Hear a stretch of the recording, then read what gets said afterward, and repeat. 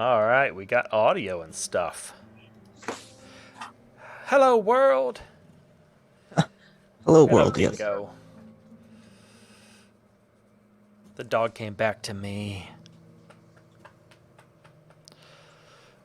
We all know the only reason she comes to me is because treats. So she knows I have a bag of treats up here. We will do one, because no one can redeem quacks for treats, so we will do one pre-show treat. If I can back up enough to not knock my screen down.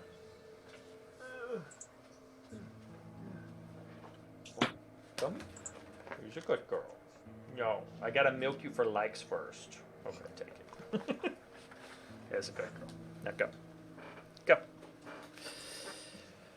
All right, no harm done. Nothing broken. How did I? Yet.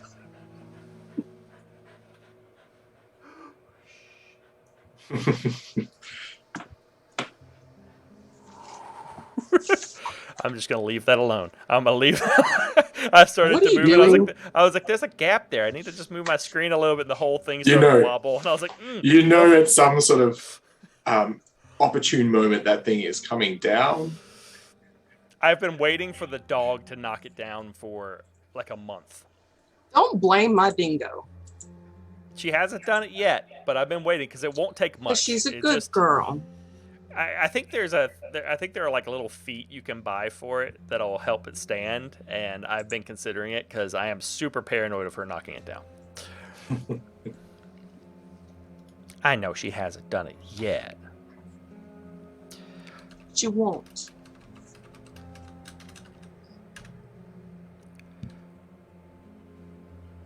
Audio levels sound good on the stream, by the way. Awesome. Thank you for checking that. I said hello to everybody in chat. We got dice rolls that people can see. I was very ambitious with the overlay for the... Something's wrong on my screen. I was very ambitious with the overlay for this originally, but I gave up on that a little bit because with me having to manage all aspects of the stream. Originally, I wanted to do some cool stuff like, moving frames, like when there's just one person talking, you could zoom in on just that one person and have them have a solo moment and stuff. But with me controlling everything, there was no way. There was no way. I'm having to resize myself because I noticed that I was getting part of Zoom's outline, yellow outline in my screen. There's your first Twitch goal, mate. A tech monkey. Do what? There's your first Twitch goal. A tech monkey. Oh, I'm getting some for Brand too. I can fix you. I don't think he wants to be fixed. Like we're in a bad relationship. I can fix you. I need an adult. Sorry, we're fresh out. Adults? We're fresh out, friend. All right, these windows are... I made these windows so small, so narrow. Very carefully line you up. Why did I do this to myself? Cool, got rid of your yellow line. I don't think anyone else has one, so we're good. Now I gotta resize my entire OBS.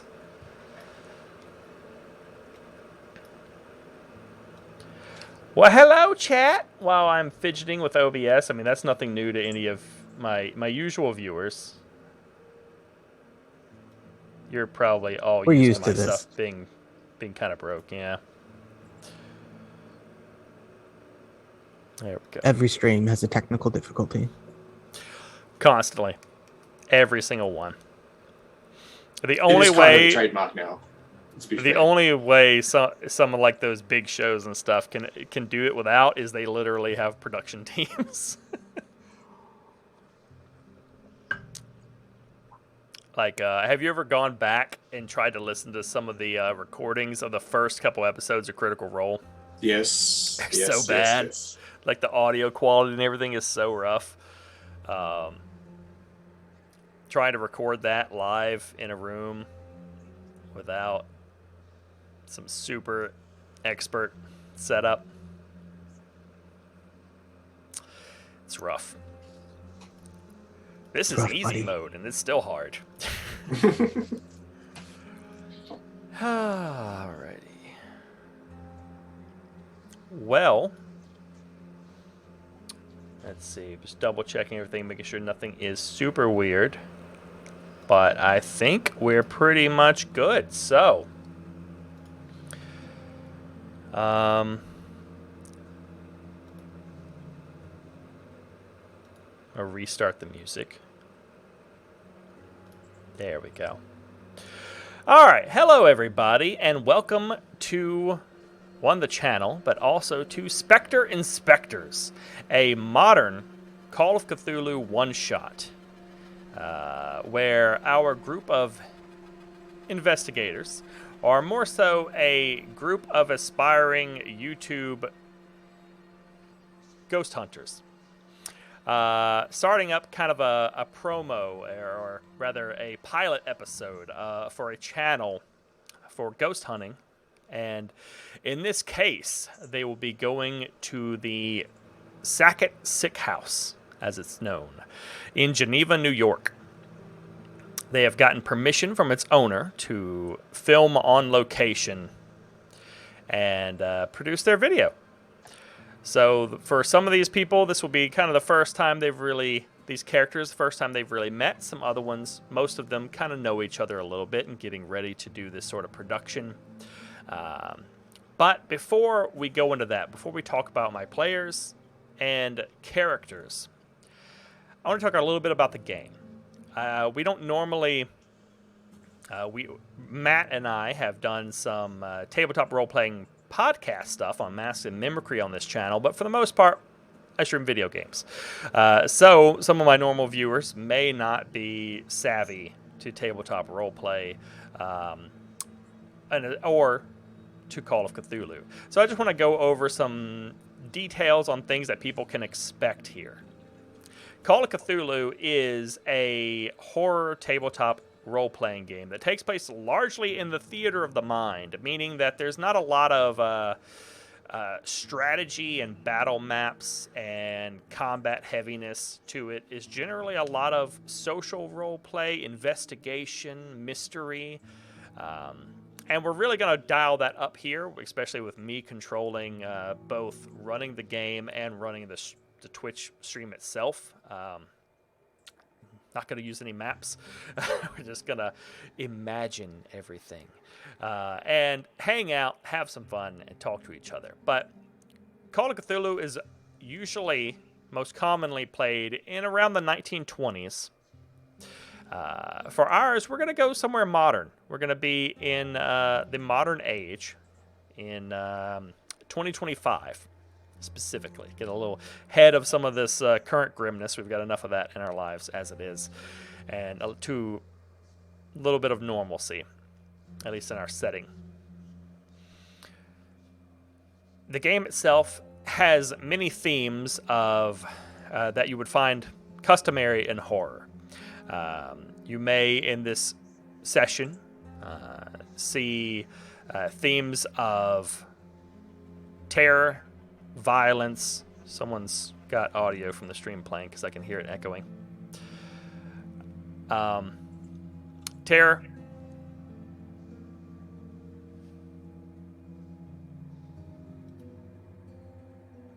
That's curious, because I just noticed I'm getting an echo, and I don't know where it's coming from. Terror. I hear it every time I say that word. That is weird. Violence. And anyone else, let me know if you hear more echo coming from me. Hopefully not. There's a weird, creepy echo on terror. How terrifying. Anyway, common themes that may come up here are violence, death, the supernatural, psychological horror, insanity, child harm. If at any point any of these things are too much for my players, feel free to take your headset off, take a walk, whatever. It's cool. No questions will be asked. Or if you just need to use the bathroom, sure, go ahead. Just hurry back, or you'll miss important plot details. Insanity is a common theme, as is death in Call of Cthulhu, especially in a one-shot. In a campaign, these things tend to be drawn out a little bit, but in a one-shot where we've got one evening to kind of drum up the tension and the horror, things can tend to get pretty dicey. It is common in Call of Cthulhu for player characters to go insane and or to die. They are much more expendable than in some other tabletop games. Also, it is somewhat common for player characters, or rather players, to lose agency of their character temporarily. For instance, if a character goes insane, depending on the circumstances and depending on exactly what happens, I may temporarily take control of their character to narrate what's happening in the moment. I would like, if possible, to get chat involved in some of these moments. In particular, something that may come up is when players are making skill checks. They can fail and then choose to push a roll, in which case they will describe how they are going to extra lengths to try to succeed on something, and usually I would ask them or perhaps suggest a possible consequence if they fail, because something bad will happen to them. In this case, I may ask chat. I may prompt you, and if anyone has any ideas that you think are appropriate punishments if they fail a pushed roll, you can throw them in a chat, and if I think it's appropriate, then that is what they will suffer. There may be some other occasions where we'll do that depending on what comes up. But for now, let's just go ahead, get underway. If anyone from chat has questions about why we're doing something or how something works with this game system, I don't mind answering it as we go if we have a moment. But first and foremost, let's introduce our players. I would like to go through everybody alphabetically and have you introduce yourself, what you would like people to know about you, what you're up to and everything, and a little bit about who your character is. So, Andy, if you could start us off. Hey guys, yes, I'm Andy. I obviously live in Australia. I'm a great friend of these guys. Been playing games with all these wonderful people for, gosh, what's it been? Like 11 years, 12 years, something like that. So really excited to be bringing it onto a stream. I will be playing Chase Freely, a D-list celebrity who should totally be a lister, but just hasn't got that chance yet. A bit misunderstood by the producers. So look, he's been struggling a bit for any projects or roles lately. So look, he heard about this Specter Inspectors and thought, look, they need some staff actor. So here I am to help them out with that. All right, thank you. Kelly. Hi, all. I'm Kelly. I am a gamer as well, obviously, with this group, especially Velik. I'm the wife of Velik, so some of you have asked. I've talked to you some of you before, and now you should put see a my ring on face. Today, I'm going to be playing Sophia Chambers. She is a academic librarian. She believes in ghosts, but wants to see proof. She likes to go to the science aspect first, but is really hoping for some actual ghost hunting tonight. And Matt. Bring us home. That is me. I'm Matt, or Brand, as some of you know me. If you're watching this, you've maybe seen me in Masks and Mimicry with Velik, or a long time ago, Camelot Unchained related things with Velik. I'm a DMer. I DM for these guys on Saturday playing D&D, and we play D&D. So I kind of do both, and this will be my first on-stream session. I am playing Alex Flemming, a bit of an occultist who does not go to the science aspect of the paranormal, but rather goes to the internet, doing his own research, quote unquote, and is super excited to be here with his friend Sophia as we engage in interesting paranormal shenanigans. All right, and I am Daniel. This is my channel where I normally stream video games, just mostly horror and single-player RPGs. Currently streaming my way through Mass Effect Legendary Edition, almost finishing that up, actually. But today I will be a little bit playing an NPC named Joey Pabetti, who is the intern slash cameraman slash silent gopher of the group, here to help film and facilitate and otherwise allow our wonderful players to focus on their shooting and their investigations, as opposed to having to worry about camera business and whatever else they might need. So, with that said, I would like to now get us into the game itself. We will, in a moment, start off with our characters all converging on the Sackett Sick House, having driven there and grouped up. And at that point, I'll describe the house and your entry into it and all of those sort of things. But before that, what I would like to know is a little bit more about your characters, but also to give you a chance if there's anything you need to do. So I'd like to take it back and in reverse alphabetical order, get a little bit from you about what your character, what are you doing before you leave to meet up with everyone? What are you doing either in your home or wherever you may be? And then how are you getting here? And if you have anything that you need to do to prepare for this investigation, what is it? We can go ahead and take care of that, get it out of the way. And so I will go ahead and start, actually, even though it's technically not reverse alphabetical order. But I do what I want. It's my stream. So I will go ahead and start with Joey Pabetti, who has spent most of the day in his studio, loading up, getting equipment ready, loading it into his van outside. He's currently sitting on his couch, eating canned ravioli out of a bowl, using a rather overlarge spoon.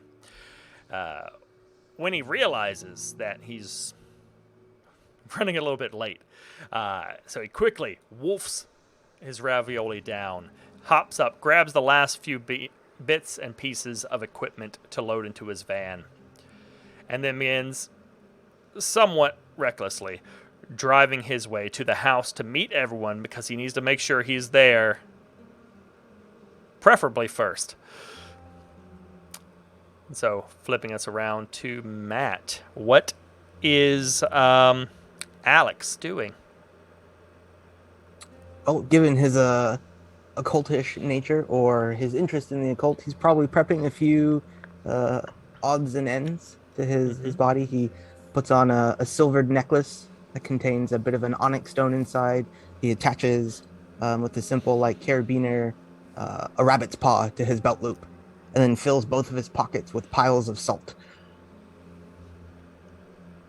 and kind of ties those off, and probably has to hail, especially in New York, a cab or an Uber to get to this location, and would do so. All right. That then takes us to Kelly and Sophia. Is there anything she needs to do? Where is she coming from? She's currently staying in a hotel. This isn't her normal stomping grounds. But her good, dear friend, Alex, has brought her here to help out. They love to go on these adventures together. Have been doing it since college. But tonight she's a little nervous. She feels unsettled tonight, but nonetheless, she plans on it going like every other night, every other haunting. She grabs her messenger bag, looks rather old, beat up, obviously used, and stuffs a couple notebooks in there, as well as her pencil case that she always has with her, because she always has to have tons of pencils and pens because people steal them all the damn time, and she leaves them. And so she gets all those together and will grab her knitting stuff, some yarn and some knitting needles, because more than likely she's going to spend at least a few hours tonight staring into darkness with nothing else to do. So she has all that together, and as well as all the research she has done on the place, as well as the surrounding area. Are you saying that you are conducting research on the place? She did in the past. Okay, like to prepare. That is a thing that you can please do. let me roll library use. Please do roll library use. Watch me fail it. To roll it, do I just click the button next to it? Yeah, should just have to click on the skill, and it will ask you what type of roll you want to do. Just be normal difficulty.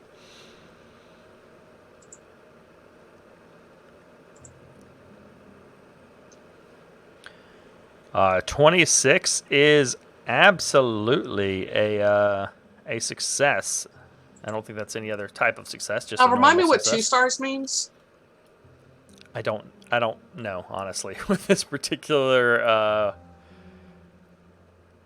module in Foundry. Which actually reminds me, I forgot to mention. I do need to mention at the beginning of this stream that we are using. I wanted to thank Syrinscape, whom we are using for music and background sound effects, which you can hear currently playing. Syrinscape is a platform for music and sound effects to create ambience and environment for tabletop role-playing games, whether they're your house or virtually. And we're using Foundry Virtual Tabletop, which I clearly don't know how to use well enough, to do all of our dice rolling. And I do not know what the stars mean, because It's a hard success. Okay. Yeah, 2 levels of success. Okay. I thought it normally had a text. I thought it normally had a text prompt there, but I guess not. So, with a hard success, which in this system, for people who aren't familiar with Call of Cthulhu, means there's a normal success, a hard success, which is a greater level of success, and then an extreme success, which would be basically kind of like critting, though there is critting as well as fumbling. You do find a fair amount of information about the house, as well as about local legends, especially relating to the house. The house itself was built in 1910 by Robert and Marina Sackett, a family that made significant money from their apple orchards and other investments.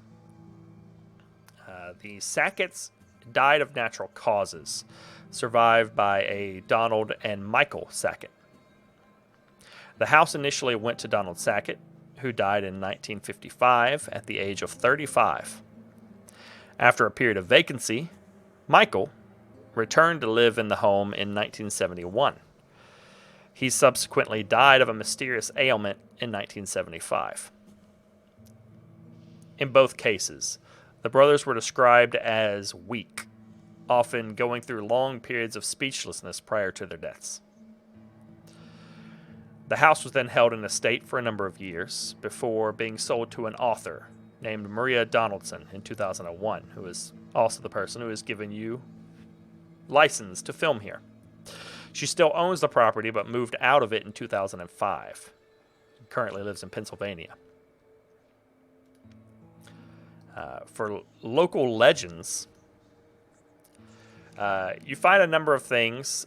For local legends, you mostly find some information on a couple of websites, SackettSickHouse.info and RealGhostLegends.net. They sound very reputable. Extremely reputable. There are a number of legends about the house. It's said that inhabitants fall ill and die, as many members of the family and people who've owned it have fallen ill and died. Some claim that there is a curse on the house, while others suggest that Robert Sackett, who was known to be a harsh man, in somewhat keeping with the times, haunts the place to seek vengeance for his own descent into illness. Some even suggest that the Sacketts practice witchcraft and summon spirits into the home, though no evidence of such practice has ever been actually uncovered. Some accounts say that in 1935, prior to the Sackett's deaths, there was a flash of light over the house, and that for a month after the incident, the property itself would glow with an eerie ghost light. Some locals have claimed that old newspapers referenced this event, but that copies have been lost from town archives. Some also claim that the property still glows faintly sometimes, and that apples that grow on the property are cursed and taste like death. There's also mention of a disappearance of a young neighborhood boy named Jacob Bry. Jacob was caught on the property previously, and after he disappeared in 1995, some people have tried to link his disappearance to the house, though again, without evidence. Maria Donaldson, you would find, the author who currently owns the house, gave an interview in 2010 saying that she felt a presence in the house before leaving. That there was an odd light or a vapor that felt oddly clammy, almost slimy to the touch. She began to feel unwell, and something appeared to her one night, an odd presence. She found that she couldn't move from her bed, and it felt like something was draining the life out of her. So she left that morning, and to this day will not go back into the house at night.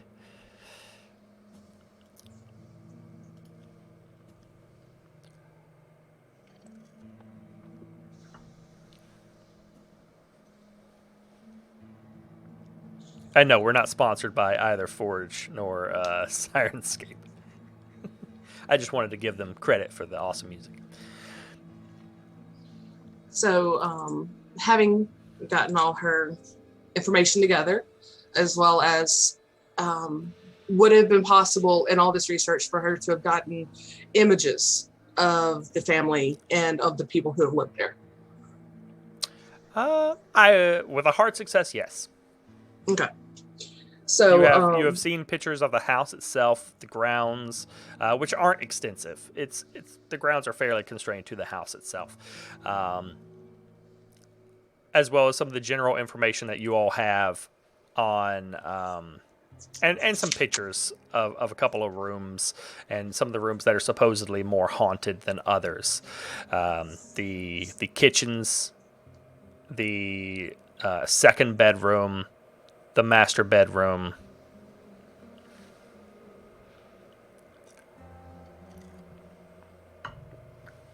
Okay. And so yeah, she would gather all that stuff, send a quick text to Alex, letting him know that she's on her way, and that to please not start without her like he has done before. All right. Andy, tell us about Chase. Well, however late Joey thinks he is, and these other guys might be, Chase is even later. Look, dude, it was a big night last night. There was the Razzie nominations. I was up for like 4 of them, And, I woke up Of this morning course not he even was. knowing where I was, dude. So my manager calls me and says, hey, I'm supposed to be at this place. The GPS wasn't working. But anyway, hit the road and I rock up in, this. I eventually get there. My Tesla Model 3 rocks up. The badge looks good, but anyone who knows Teslas know it's probably the lowest end of the range. So, I sort of step out of the car and having punched it, I think I took at least 7 wrong turns on the way too. So it took me a while. Yeah, it's a hard time getting here. But here I am and sort of, pull myself up, get out of the car and have a look around. I'm still trying to figure out what day it is, mate, let alone where I am. I haven't met these guys before. I've got a brief packet from my manager, but I don't even know what happened to that. I know it's some sort of YouTube thing where we're ghost hunting. It's some sort of fictional production, I'm pretty sure. I hear there's a pretty good tech guy, so I'm expecting some nice special effects and that going on, but that's about all I know, dude. All right.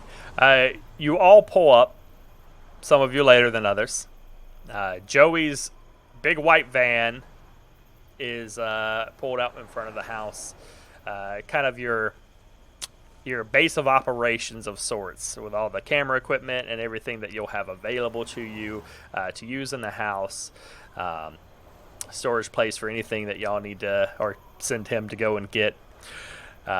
And you pull up to the house, and it is August 3rd is the date. It's already night. The house itself is a older Greek revival home in Geneva, New York, with a front patio with symmetrical columns supporting it. The patio running kind of the full width of the house. White walls with dark green door and window framing. You each pull up one at a time, kind of stopping, eventually getting out once you're comfortable. You recognize Joey's van, or at least some of you do, and he's already out. The back door is open, having started to get things ready.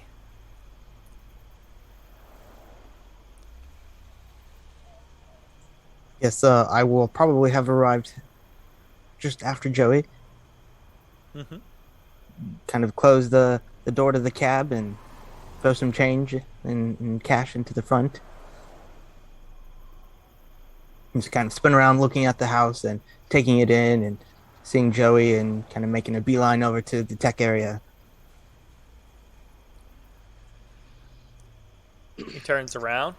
Oh, hey, you made it. Yeah, traffic, man. This place sucks. Tell me about it. Kind of pauses and looks, seeing another car coming up and then passing by. Oh, okay. You're the first one here, so I guess we're just waiting on everybody else. I'm just getting the equipment ready. Why am I not surprised? Hey, just don't get started without everybody else this time, okay? Yeah. You're the second person to tell me that. Okay. I know. She told me to tell you that. Yeah. Why are we doing this at night? Like, I mean, isn't it like more haunted or whatever? no, that's actually a pretty big misconception. I think most people, connect the dots with the dark and not being able to see and the silent noise levels and being able to hear more to, scary things. And that's just not true.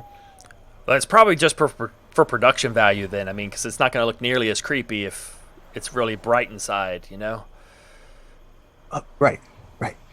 But I got all the equipment out. I've got the digital cameras. I've got my camera. The EMF reader thing.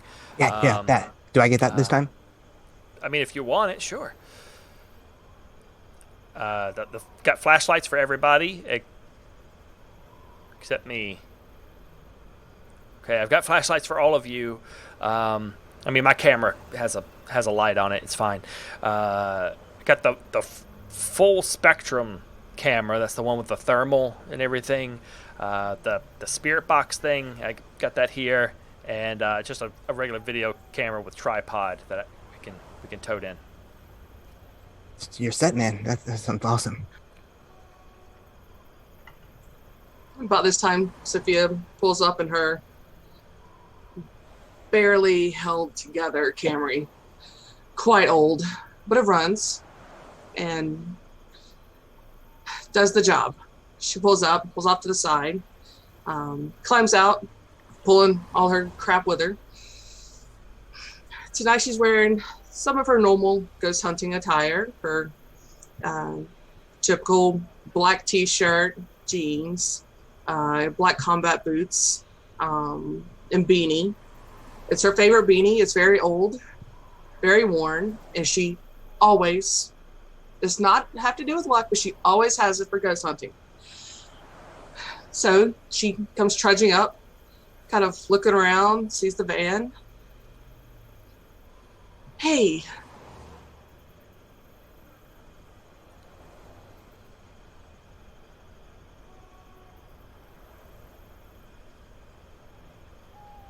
Okay, I think the Zoom call just froze. Everyone is frozen. 1 second with technical issues, because I just noticed everybody's frozen. Of course. Alright, okay. Oh, there went Zoom. All together. 1 moment, please. Hello, everybody. Okay, I think everybody's back now. Give me 1 second, because I think that just absolutely screwed up the overlay. You're now playing Chase, and I'm in control. Let's do this, guys. Let's see. Fortunately, I can just drag these around. Yeah, our internet decided to go for a minute. We're already seeing spiritual possessions. Power, easy come, easy go. Is that right? Is everybody in the right spot now?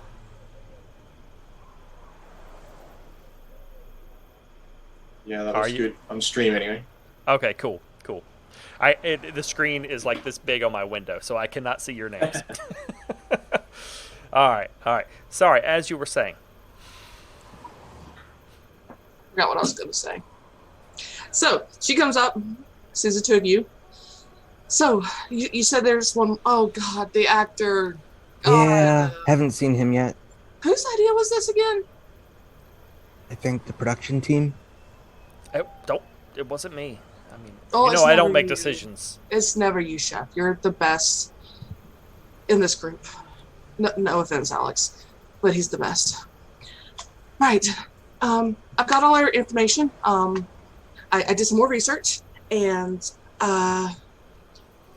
so yeah, I bet it's gonna be nothing.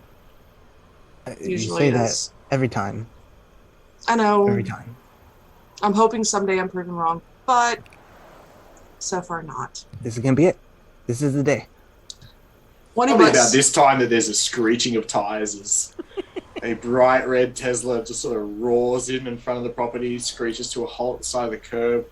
Passenger side window rolls down and sort of lean out. Hey, guys! I think it's him. Hi. I'm looking for... Is this the ghost thing? Is this where I'm supposed to be? Yeah, I don't see yeah. Come on. Like trailers around or anything. I'm not sure this is the right place. Are you guys doing the ghost thing? Joey picks up his camera and kind of... Find a place to park, maybe over there, and... No, he's good. Thanks, man. And he sort of winds up the window. Okay. Cuts the engine, jumps out. Walks Alex, I blame you. Can he just park there? I mean... Who else is going to come in here and tell him no? Hey guys, nice to meet you, Chase Freely. Hey, how you doing? Yeah. I'm sure you've heard of me. What's your name, man? What's your name? Alex. We've, Alex, you know, that's all the lovely. emails we've been back Yeah, and cool. forth. What's your name, girl? You look like a chaser. What's up? Sophia. Hey, nice to meet you. What's a chaser? You mean a drink? Come on, you know it. It's my followers, man. Hashtag chaser. Chase freely. I'm your guy. I'm your boy. Nope. Anyway, doesn't matter. You will be by the end of tonight. I'm telling you that now. So what's up, guys? I don't see my PA here or anything. Like, I'm not sure where the trailer's at, but I'm good to go into makeup and get ready for this thing. There's no makeup. It's the van. That's what we got. Yeah, That's what you got. this is like it's like found footage, you know? Where you know, I got my camera. I kind of follow you around. You're gonna have your own, because I'm sure you've seen like you know, some of these productions on TV and stuff where, you know, the actors all go in. They've got cameras and equipment and stuff like they're you know, recording stuff, and I'm gonna be, you know, following you with the big camera and actually Right. you know, kind of. Okay, well, it's not how I don't remember it being sold to me that way, but that's cool. We're here now. Okay, it's just what do you need from me? I'm here. Let's do this. Right. Well, I think we all need a piece of equipment, right? Right, chef? Yeah, sure. I've got stuff here for whatever you want to divvy out. Here's your flashlights. You know, because it's, you know, we got to set the mood and everything, so it's gonna be kind of dark in there. But you can take these in for when you want to go in, like your creepy rooms and everything. We got 2 digital cameras, the full spectrum camera, the spirit box, the EMF reader. I mean, you take whatever you're Dibs gonna. on that one. All right, he hands you the EMF reader. Dude. Really? I forget to use it. I mean, you always use it. Okay, fine. You guys are going to tell me where the effect zones are, right? So I don't like stepping in any pyro or anything like that. No, there's none of that here. We'll edit in post. Okay. Yeah. Okay. Cool. No, we won't make sure- edit it. Don't you Make lie sure to I'm in the him. right areas, okay? Like I don't want to be, you know. I really haven't got much of a. I haven't even seen a script for this thing. Like, what's the deal? There with is no that? script. Oh, we're improving. This is great. Okay, it's my wheelhouse, man. Let's do this. Okay. Right. In that case, I'll take the spirit box. So Alex doesn't talk back Sure. to the spirit box. Like you What's a did the spirit last box? time. That sounds like something I should have. You're supposed to talk into it. It's how you draw the spirits to No, you. you don't have conversations with the box. How else do you talk to them? You talk to them. You don't talk to the box. They don't come out of the box. And you've done what research on this? All of it. I'm the only one in None this of group it. that does research. None of it. So. Yeah. All right. Let's give the new guy. Let's just. I don't want to give him the. Okay, dude. We're gonna give you what? some very expensive equipment. He can take the EMF reader. I kind of feel like he doesn't want to hold the camera. Good idea. No, you don't want me holding the camera. I'm in here to be in front of the camera. That's my thing. I'll take the camera. All right. You hand him the EMF reader, small handheld device, couple of lights across the front. You take you have a bunch of cameras to go Tripod around. camera.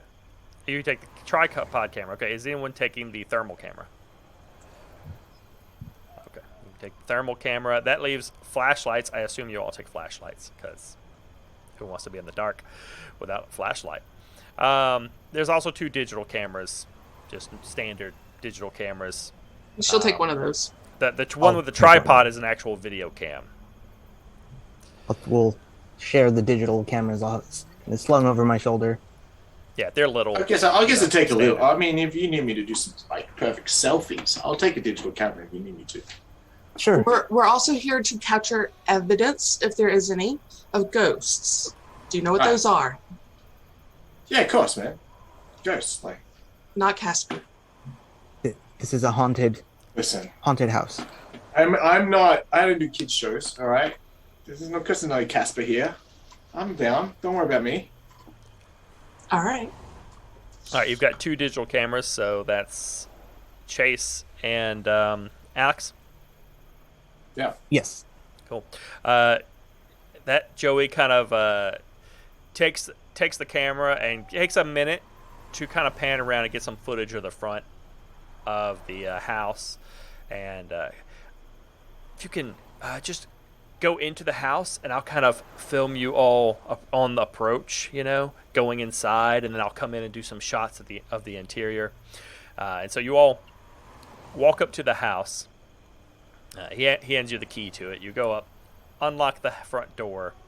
It swings open to this front entryway is kind of a open floor plan, kind of a very open family room, but everything here is a bit on the empty side. It's kind of dusty, clearly showing signs of disuse. It's been no one living here for some time.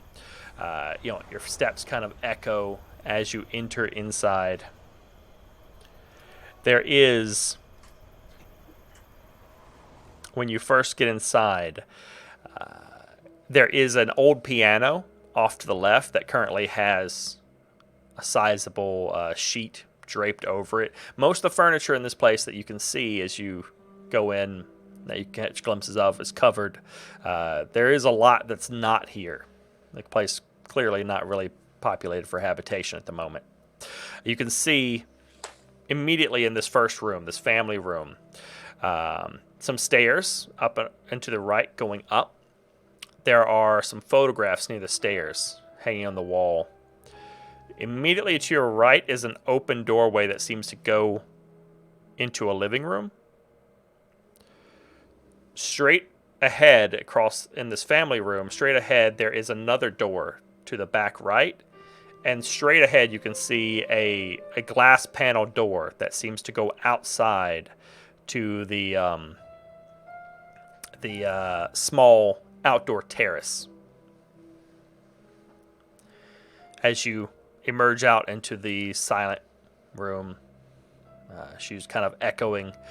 Joey eventually makes his way in, kind of your silent follower, sometimes deviating a little bit to film some different areas and parts of the room to get some of the atmospheric shots, but mostly following and keeping his camera on you, often keeping quiet so that he's not on recording, because he's not the important person to be recorded here.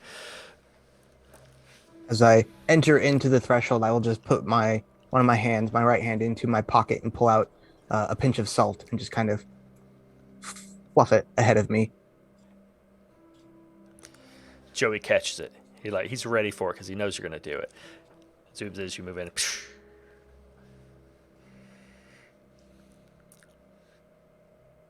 Well, this is very creepy. I like it. Especially knowing how many people died in here. Yeah, man. Citrus has done a bang-up job on this place. You say people died in here? Did you not read the information I sent you? I mean, I skimmed it. I was in a rush. Yes, several family members have died in here. That's why they think it's haunted. What's really fun is they believe their energies were sapped from their bodies. That's how they died. Nice. That means maybe we'll see some orbs on the camera or something. That'd be cool. Orbs are not really ghosts. You know, most of them are just particles on the camera. Dust particles. Not true. That's been disproven. I saw it. By ghostarus.com does not count. But you know the website too. Finally, you've been looking. At this point, Chase turns to the camera and sort of goes, "Hey guys, welcome. My name is Chase Freely. I'm bringing you here from this creepy AF house down in, wait guys, where am I again? Lakes and Neck, that's it. New York, Lakes and Neck in New York. Apparently, this place is haunted AF. I'm telling you. There's spirits being sucked from corpses and floating orbs, and we are going to see some funky stuff here tonight, guys. So you stick with me. I'm going to take you into this place with my boy and my girl here from the Specter Inspector team. This is going to be great."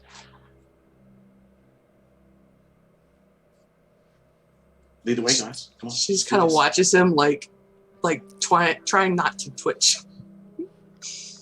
Kind of leaning over to her. That's actually was pretty good. Joey just like thumbs up. Right. So, 3 main places we need to check out specifically: the kitchen, the second bedroom, and the master bedroom. Those are the hot points. So I'd like to at least have a walk around, get a feel for the place, and get ourselves comfortable with this area first before we really start doing anything. So we're gonna split up at some point, I think. Maybe not right now, but we'll all pick a room, I think. Actually, yes, I thought it would be a really good idea if we each picked those 3 rooms, 3 of us, and had kind of silent, sessions just by ourselves with just a camera. Dude, the we're video doing camera. the split up trope like that is in every horror film, man. It all do it. Can't we do something a little bit different? Like, okay, you don't need to look at me like that. You know what? Cool. No. Hey, you guys are doing the show. I'm just the talent. We'll do what you got to do. I mean, if you'd like, you can come with one of us. Yeah, if you like, if you don't want to be by yourself, we totally understand. You can just pair up with one of us. No. Hey, I'm down with whatever you want to do. I'm just saying, like It's just that sometimes spirits will not come around if there's more than one person around. They don't want to be outnumbered. Right. I love how much you are taking on this role. That is great. Okay, let's do it. Let's split up. Yeah, production-wise, don't forget the cameraman. I gotta, I can only be in one place at a This time. ain't live. You can edit this out.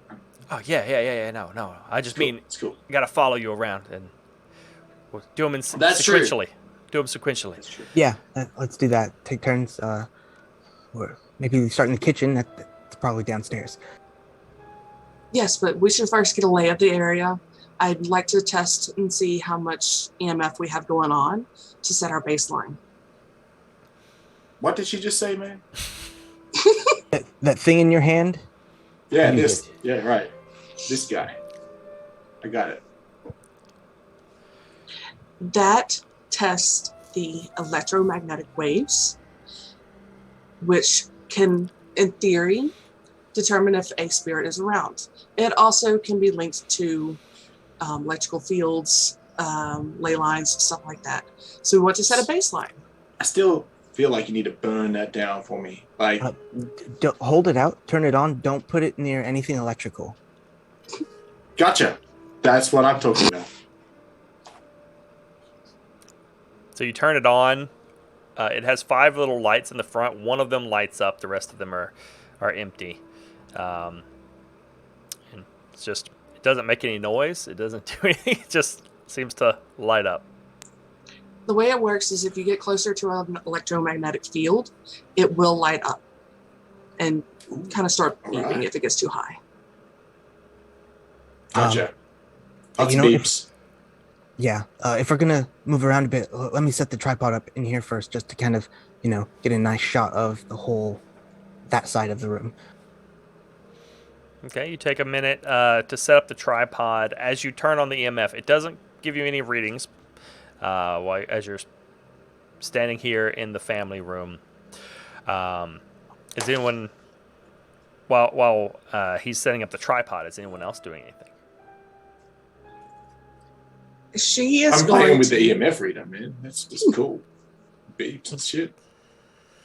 So you said this is the family room, and to the right is the living room? Yes. And then straight back is the glass door that leads to the outside area. Yes, and there's another door in the back right. She's going to go and check out that door, see where it leads. Okay. You probably look over and Chase's like with the EMF reader towards the camera, away from the camera, towards the camera, away from the camera. As you move across the room, go ahead and make me a spot hidden check.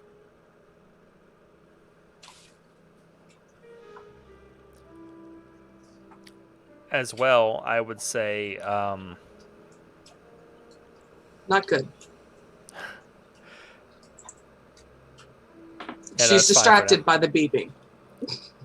Distracted by the beeping, you move over back to the back corner and you open that door, and it opens to what looks to be like a little breakfast nook, a little breakfast area with some cabinets on the left-hand side, a little square table with 4 chairs, a couple of old like appliances like a unplugged coffee pot, and you can see a partial wall, and then what looks to be a dining room on the other side of that. And to the left is an open doorway going to what looks to be a kitchen.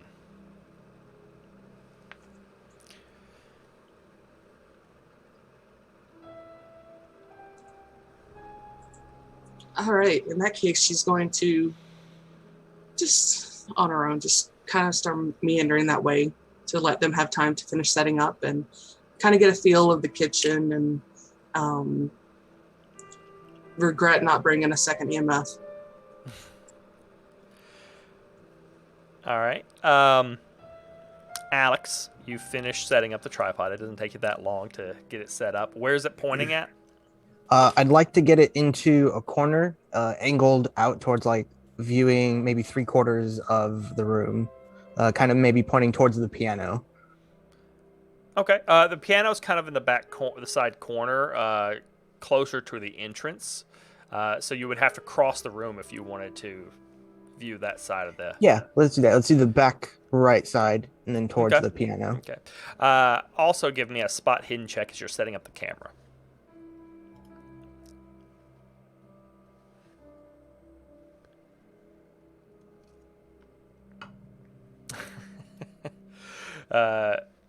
You set it up. You've got a pretty good view of this whole room. The window on the side wall that looks out. You can see the barest bit of a tree outside in the dark as you're standing there. But you've got your camera set up. I will make sure to hit record. And then turn around to see where everyone else went. Probably about that point, by then Chase has gone bored with the camera and the beeping. So he's actually just scanning everything in the room, just wandering around, scanning door handles, whatever, floorboards. Doesn't matter. You can test this thing out on everything in that room. All right. Give me a spot hidden check and a listen check.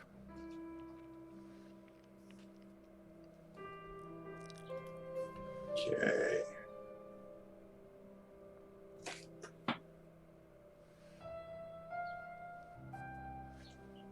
Did I roll?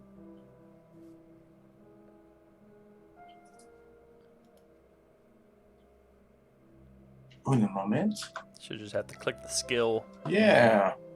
hit No, regular it's- you difficulty. should- Let me just try and reopen my sheet. It's not. Oh, yeah, no, I got it. I had unlocked my skills, that's why.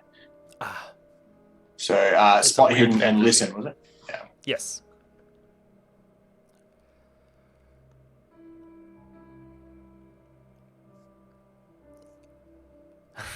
Y'all's rolls so far are impeccable. Yeah, you go around scanning things. Nothing weird. It doesn't react too much. It does ping up to 3 lights at one point as you're kind of moving past the wall near the stairs, but then it goes back down to 1, and that's kind of the only thing interesting that happens while you're moving around the room. I probably go over that space a couple of times. Yo, Adrian. Yes. Does this mean something? Yeah, that does actually. That's right. Chase You is your boy. Joey kind of moving, documenting this. As the two of you go over there and begin to examine that area of the wall more closely, you do notice something that a little bit out of the ordinary for this room. Down on the floor, there is a old worn baseball. that also seems, when you bring the EMF close to it, kind of sits around the three lights. Well, look at that. You found something very interesting, Chase. Jace just looks at the camera. See what we've got here, guys. This is evidence of paranormal activity right here. Look at this bar. They're coming up to 3 bars. It's beeping. That means something supernatural was here. Maybe touched this ball. Maybe living in the stairs. I don't know. We're going to find out. My boy, Aaron here, is going to get down to the bottom of that. Right. That's what we're here to do. Alex, you would have noticed. You would have noticed Sophia just leaving, walking into the. What you can see clearly is a breakfast area and dining area. I'd like to reach down and touch the ball, the baseball, and pick it up and kind of look up to Chase. Watch this, and then just kind of roll it down the hall behind Sophia.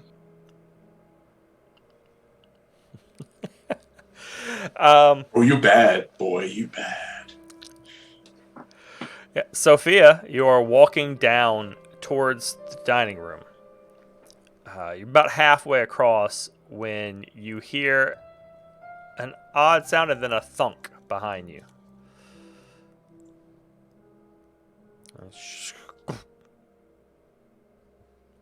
She slowly turns around.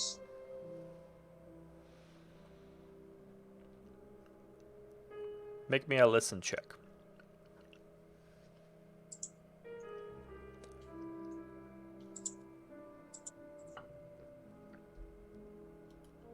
You don't hear anything else, except some of the movements of them in the other room.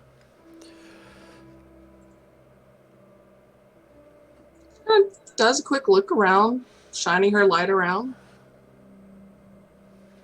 Turns back, goes back to heading towards the kitchen. Are you heading towards the kitchen or the dining room?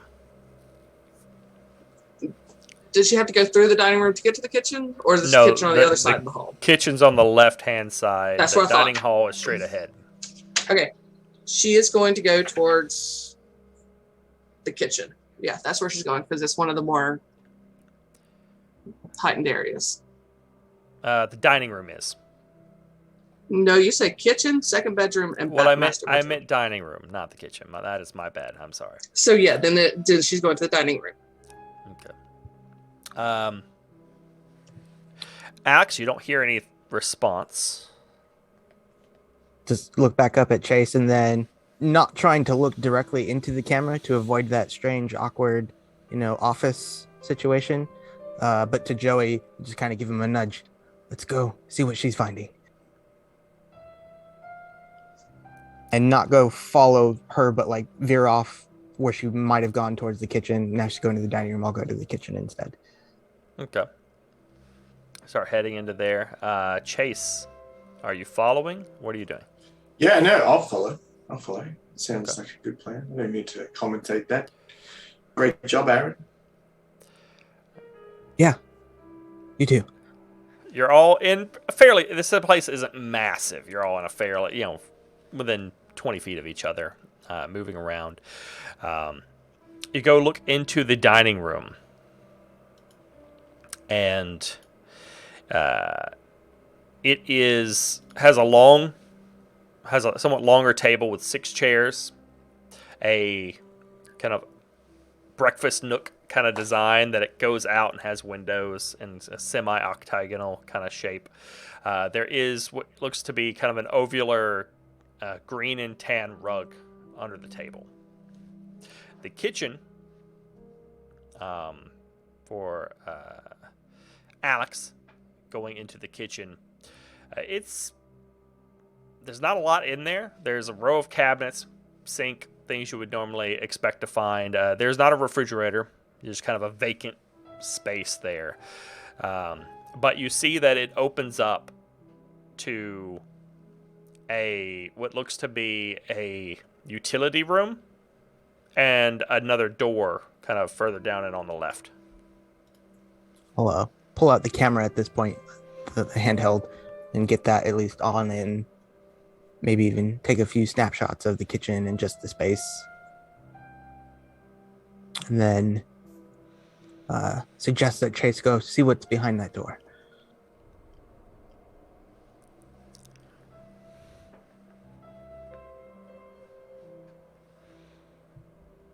Okay. While Chase is deciding if he's going to go and do that or not, Sophia, is there anything you're going to do? Because you left for the dining room well before they did. So, anything you're going to do there? She would kind of walk around the area, see if she sees any spots that are maybe like no, she'll just do kind of a walk around and kind of like close her eyes and just kind of feel the area, get a sense of like because while she doesn't believe in ghosts, she does sometimes, or in the past has sometimes gotten feelings in some of the more haunted areas. And so while she's alone, she is going to kind of close her eyes and just kind of walk around and just feel the area. Okay. You give me Roll for feeling. Give me a power roll.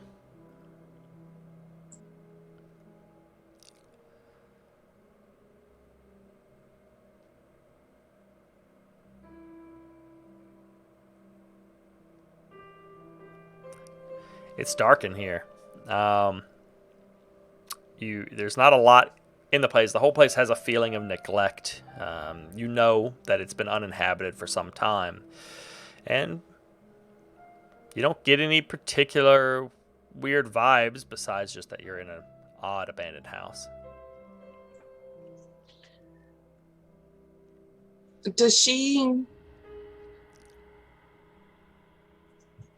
Okay, in her notes, would she have been able to piece why the dining room is one of the more active areas? There's not any particular history on it, on why no one died in the kitchen. There's nothing quite of that nature, or died in the dining room. I keep wanting to call it the kitchen, and I don't know why. But some people have claimed to have seen the figure of a woman in the kitchen. I mean, the dining room, not the kitchen. The dining room. And the only woman she has listed as being having died in here was the female. What was her name again? Marina Sackett. Marina. Mm-hmm. And the husband was Robert. And then the sons were Donald and Michael, correct? Correct. Cool. She's going to kind of look over her shoulder. Is anyone following her? I don't know. Chase has kind of currently followed both of you, but you haven't necessarily said which at the direction moment, you're going. like I've just been given, a bit of a direction from Alexander over there, so I'm gonna sort of ham it up a bit too. Like I'm gonna approach this door, sort of dropping low. I've been in action, D-grade action films before. I've crept through the jungle with a fake rifle. I know how to make this work. So I'm creeping up on this door, sort of approaching the door, just like sort of look to the camera and break that fourth wall. Right behind you. Come on, man, let's go. I'm gonna check out this door. Get a real good feeling that something might be behind this. So just come with me. Stay close. Stay quiet. Be ready for anything. And I'll just sort of start to reach up for that door handle. You grab onto the garage handle, or the door, and open to see a garage. It's a large, empty. You can see two doors on the right-hand side that would lift up like garage doors do. There is across the way some various floor cabinets and wall cabinets with shelves, a few tools like an old saw, a drill, an old hammer, a couple of other various tools. It's not heavily decked out in things. The whole place is completely dark except for the lights you have with your flashlight and a little bit of light from the camera. There's a couple of old like oil stains on the concrete itself. Chase is going to sort of use the flashlight, holding it up, dramatic, like almost cop show kind of style, flashing it around a bit. Turn back to the camera. It's actually, it's a little known fact about ghosts is that because they can't like pick things up with their hands, they get obsessed with tools, implements that we use in the common day to day. Like it becomes a real factor for them that they zone in on it. So we have a really good chance of finding something really spooky in here, guys. So, let's check it out a bit more. And he's going to creep in and have a look around. As you're saying that, you're looking towards the camera and saying that from behind you, you hear like a soft metallic thunk.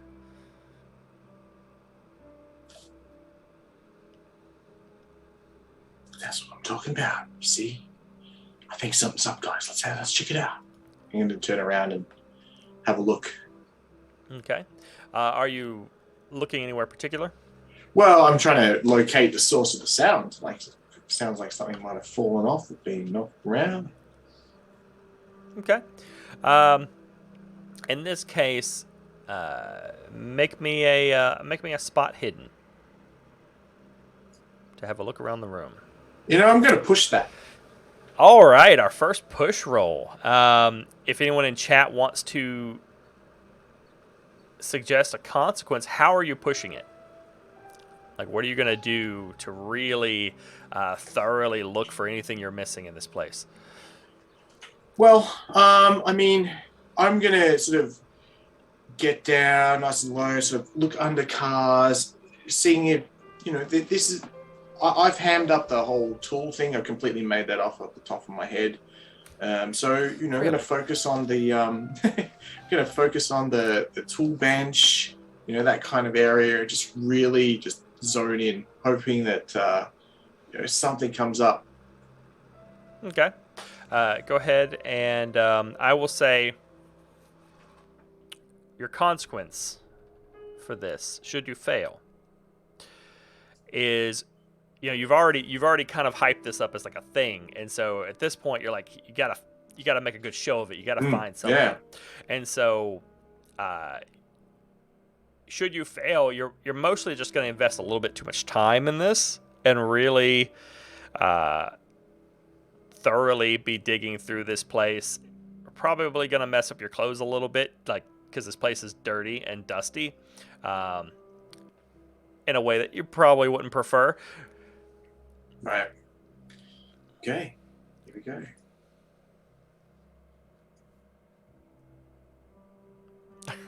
These oil stains are very old, so I don't think there's much risk of that. But dust is a different matter. And unfortunately, 39 is close. You could burn luck if you wanted to, but that would be a large investiture of luck to get that down. I don't need luck, but I was wondering, can I try and manufacture something? Oh, and actually, you can't use luck on a push roll. But anyway, I don't know. Pitch it to me. What are you doing? Well, is there anything in reach that for the camera's sake, I spend a lot of my time in front of cameras. I understand the area I've got to work with. Is there some way I could manufacture something flying off a shelf or, just to add to the theater? You could possibly, with the camera, like maybe, because you're already going in and out of this. Like you're looking over the shelves, you're pulling shelves out, you're looking around, you're getting down onto the floor. Like you're looking on the floor for stuff and getting dust and dirt on your pants. Mm-hmm. And as you're doing this, with the camera pan down especially, you could possibly kind of reach up and like knock one of these old tools off so that it just falls down. I gotta save face somehow, so let's go for that. All right, you reach up and you kind of down here and you look up, reach, and you grab hold of something, you shove, and a hammer comes off, falls down into view, hits the ground with a rather loud clatter, Everyone else will hear the clatter in a minute. There's a loud clatter as it hits the ground. Dude. All right, we got some serious activity here, guys. Serious activity. It's now, as you're down on this low level, kind of backing up a little bit, but looking at where that you knocked this hammer down to, you notice there's something under the cabinet. Huh. All right, let's take a look. You lean down with your light, kind of shining down onto it, and you can see a couple things under the cabinet. What appear to be ashen, as though the color has drained out of them. Kind of oddly withered bodies of rats. Oh, dude. Now, Alistair, you want to come? Like, I don't know, man. Maybe you should check this out. There's something under here. Bit more your warehouse. Pan back to the other side of the room, because you've been at this for a little while now. To the other side of the house, where we'll go back to Alex. You've been in the kitchen. You sent him off, and you've been taking pictures of the kitchen. A little bit of pictures and video of the kitchen. He's been in there for a few minutes at this point. What else are you doing? This is prior to hearing something fall in there?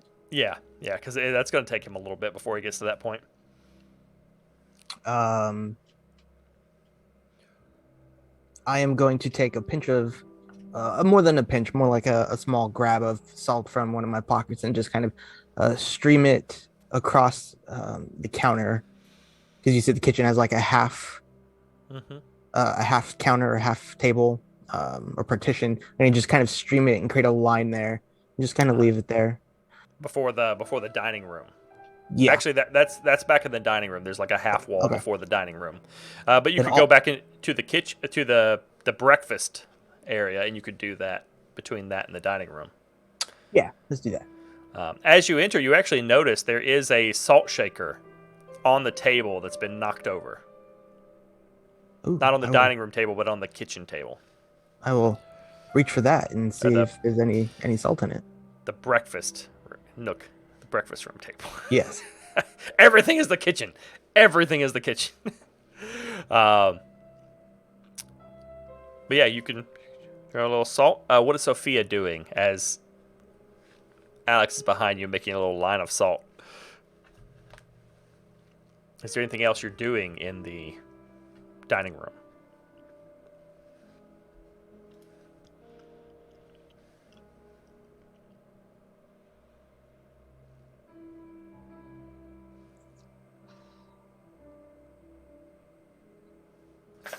She would, once she's walked around and realized she doesn't really feel anything, she'll kind of start to whisper Marina's name. Okay.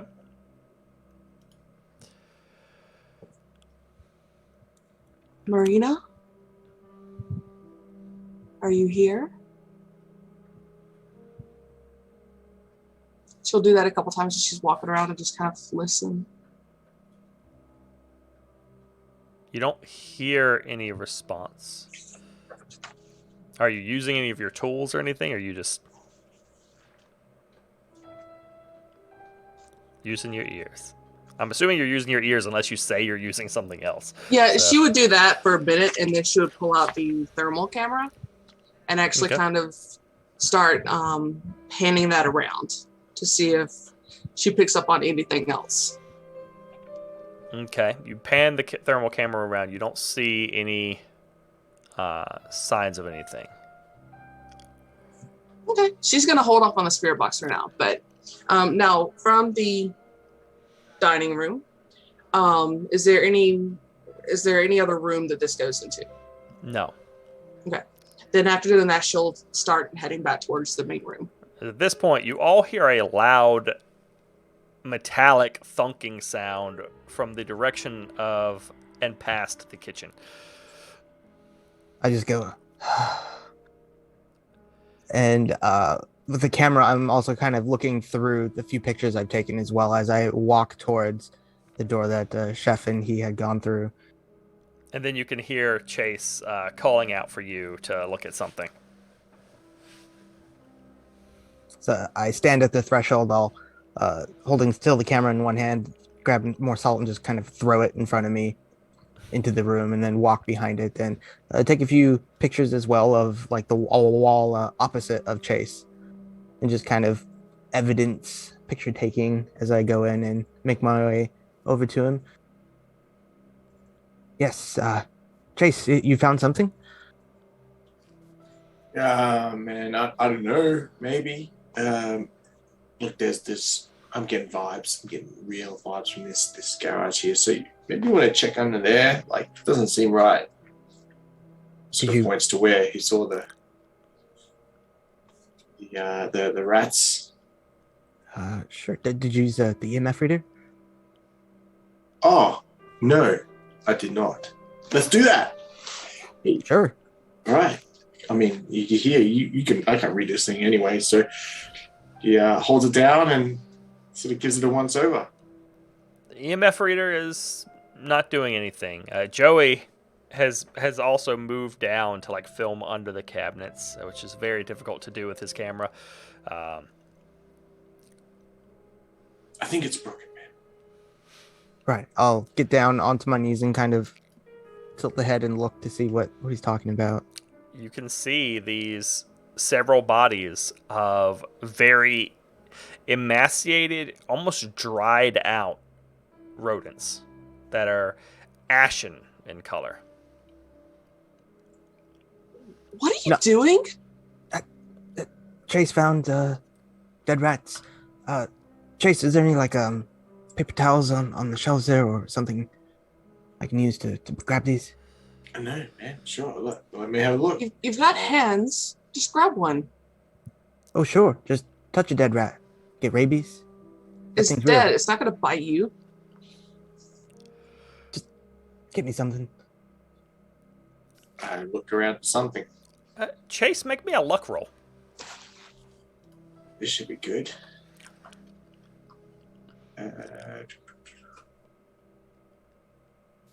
Oh no, wait! I got good luck. Yeah.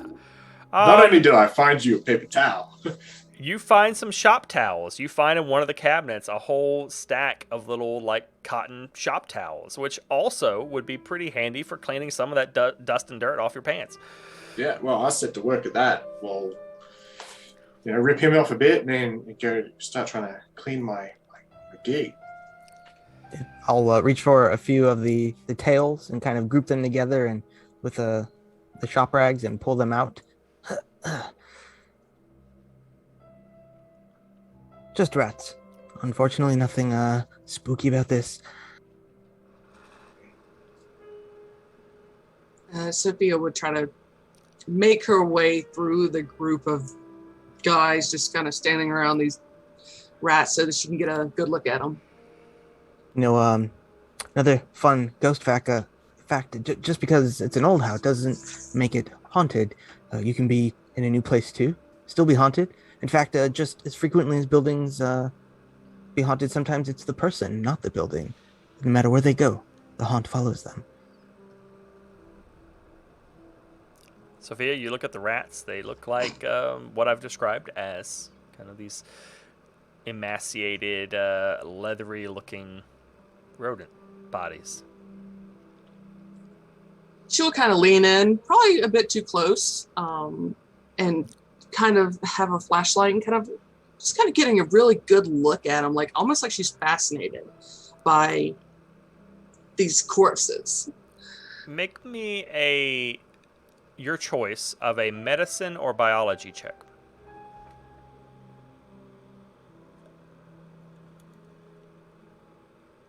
Would biology mean science check?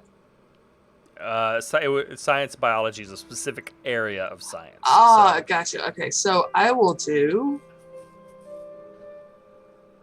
Both are horrible. Yeah, either one. It's just there's no way.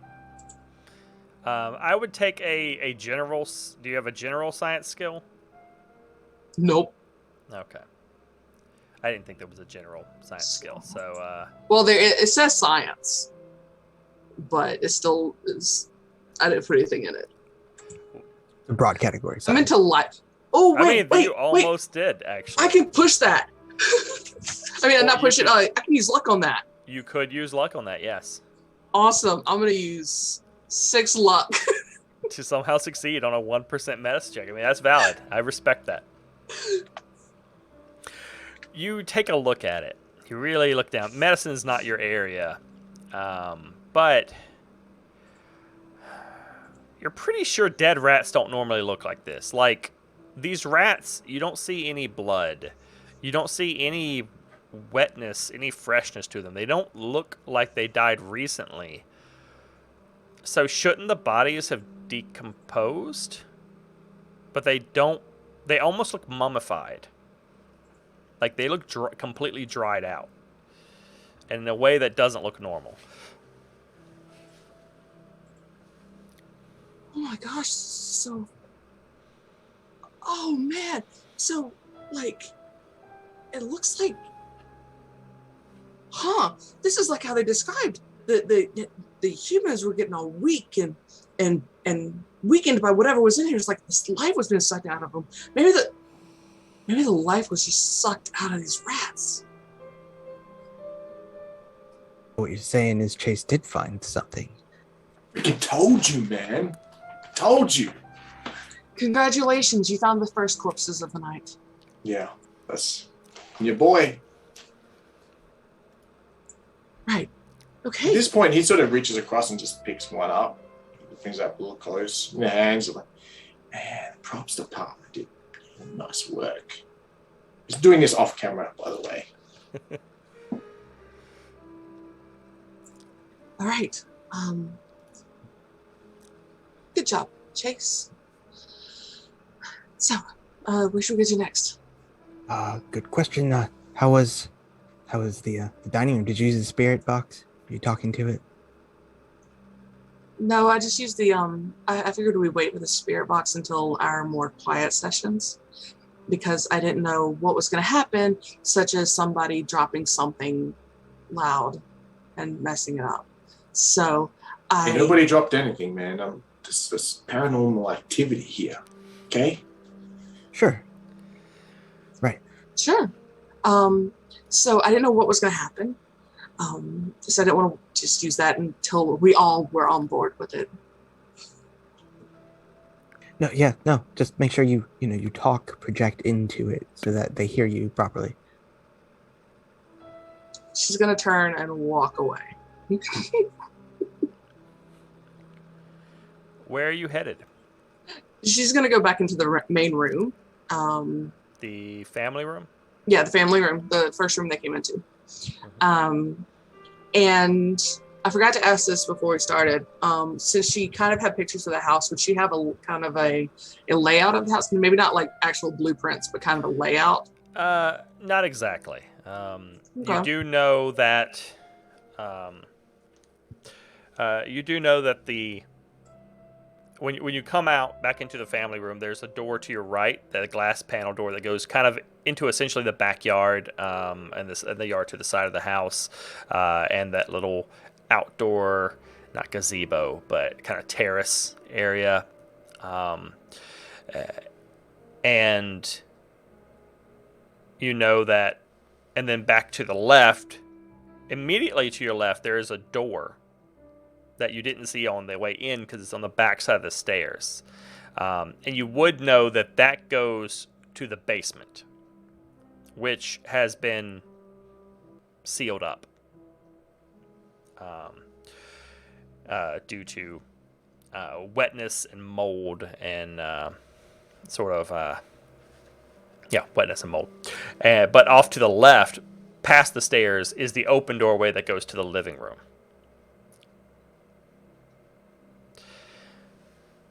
And as you come back in, you would hear like a dull thunking sound from your right.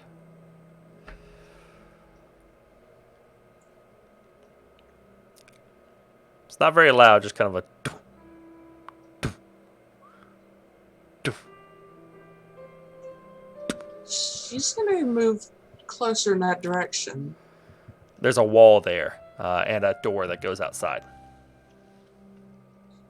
She's gonna kind of. Now, is it coming from the wall or the door? It sounds like it's coming from outside. She's gonna go open the door. Have a look outside. What's everybody else doing? Y'all started in this direction. Yeah, following probably right behind Sophia. Gonna go check the video camera, and it hasn't been too long, but probably make frequent stops at that. Mm-hmm. Kind of pause it for a moment and rewind really quickly and do like a quick fast forward. It looks normal. You don't see anything. Of course, this wasn't one of the like hotspot rooms or anything. And you kind of rewind and fast forward real quick. You don't see anything particularly dramatic. I'll pick it up and maybe try to find a new place for it. Okay. You said there was a door to the left as well, which would be now our right. Yeah, there's the a door left-hand that side of the room. she's currently going out of that goes outside. Coming from this direction, immediately to your left, there's the basement door. But then further on, near the entrance, there is a doorway that went to the living room. Just past the stairs. I will go to that door. Okay. Chase. What's my man Chase doing? Yeah, I'm probably just following Sophia at the moment, just seeing something seems to have caught her attention. And I've got to make sure that I'm where the action is so that I can deliver it to the fans. So I'll just be hanging back, watching what's going on, ready to jump frontside when needed. All right. The two of you start to ease your way outside. Into the night. There's this relatively small area with a small terrace area with kind of a partial octagonal, with a low like half, what's the word for it? Kind of lattice work half wall that kind of partially surrounds it, and then some steps that go down into the yard. You can see there is an apple tree a short distance away. And there are some plant pots around the perimeter of the terrace itself. The plants in them, though, look withered and dead. And you go out, the relatively quiet, still night, and off to the right there is where you can see, Sophia, the source of your noise is a wooden swing that is set up just close enough to the wall of the house that as it's swaying, it is lightly thunking occasionally against the wood.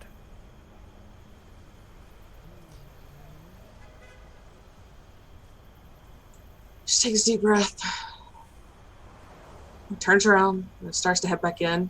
Joey's right behind you because you looked invested, so he's followed the two of you out. On its swing, it's swinging, and then she keeps walking in, knowing stuff is gonna get cut anyway. You kind of push your way past, and he goes past you a little bit and turns to look at the swing that's somewhat ominously thunking against the wall. Hey man, where's she going? I mean, that's creepy as shit. Shouldn't we film that? Like, that'd be a great effect. Let's go check it out. He kind of follows you away from the door a little bit to pan around. He pans back out to the apple tree. Given that it's dark out and everything with the moon up, it's kind of silhouette and light, so it looks kind of creepy and ominous looming over. And he pans out to that, gets some sweeping footage of the yard a little bit. Chase is going to try and position himself sort of like in the 3 degrees of photo, so that swing is in the far ground, he's sort of middle ground, and positioning something in the foreground, crouching down, looking at it purposefully, just trying to get that nice action shot. Yeah. She could be used for a still or something, Swings in to show you there. As she moves past Chase and is heading back inside, she kind of pauses and looks over her shoulder and kind of leans in a little bit to Chase. By the way, don't eat the apples.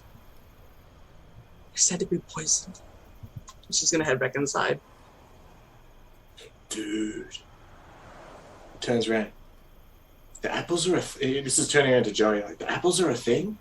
Is that... Kind of shrugs. Hey. So... he starts to turn to what's the camera here now. He's like, so guys, like, apparently the apples of this place have got like something funky going on. So I don't know, why don't we check this out? Let's have a look at this apple tree. You go over closer to the apple tree, and he's following you, looking up, following with the camera up into the apple tree and back down to you. You notice the tree itself is kind of off color. It's also seems paler than it should be, as if maybe the tree is on its last legs. It's not doing so well. Dude, I don't know anything about apple trees. I get my apples from the supermarket. That's where my apples come from. So I wouldn't know. They're delicious. Yeah. These apples, I mean, do they look like they're funky? Do they look shriveled, or do they look like apples? They don't look shriveled. They do look maybe a little kind of pale in coloration. They're just currently kind of sitting. There's a couple of them hanging off the tree. The tree itself is still, the apples aren't swaying or anything. They're just kind of... Yeah. All right, well, I mean, I'm thinking production value right now. So let's pick one of these apples. Sarah's going to get me killed. You pluck it right off. Comes free. It's all right. All right. What do you reckon, guys? These haunted apples. Should I eat one? Should I take a bite? Like, the cameras go, all right, I know what you want. I know what you people want out there. Okay, let's do this. Chase Freely coming at you. Haunted apple. Let's do this. And he'll take a bite. You sink in, and the texture's fine, but it tastes bitter.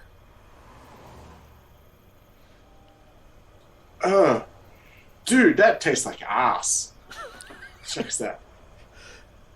Yeah, no. This ain't the place for the apple, son. But anyway. And he's eating this up. He's filming this, and you the whole time. You spit it out. You kind of throw it down, and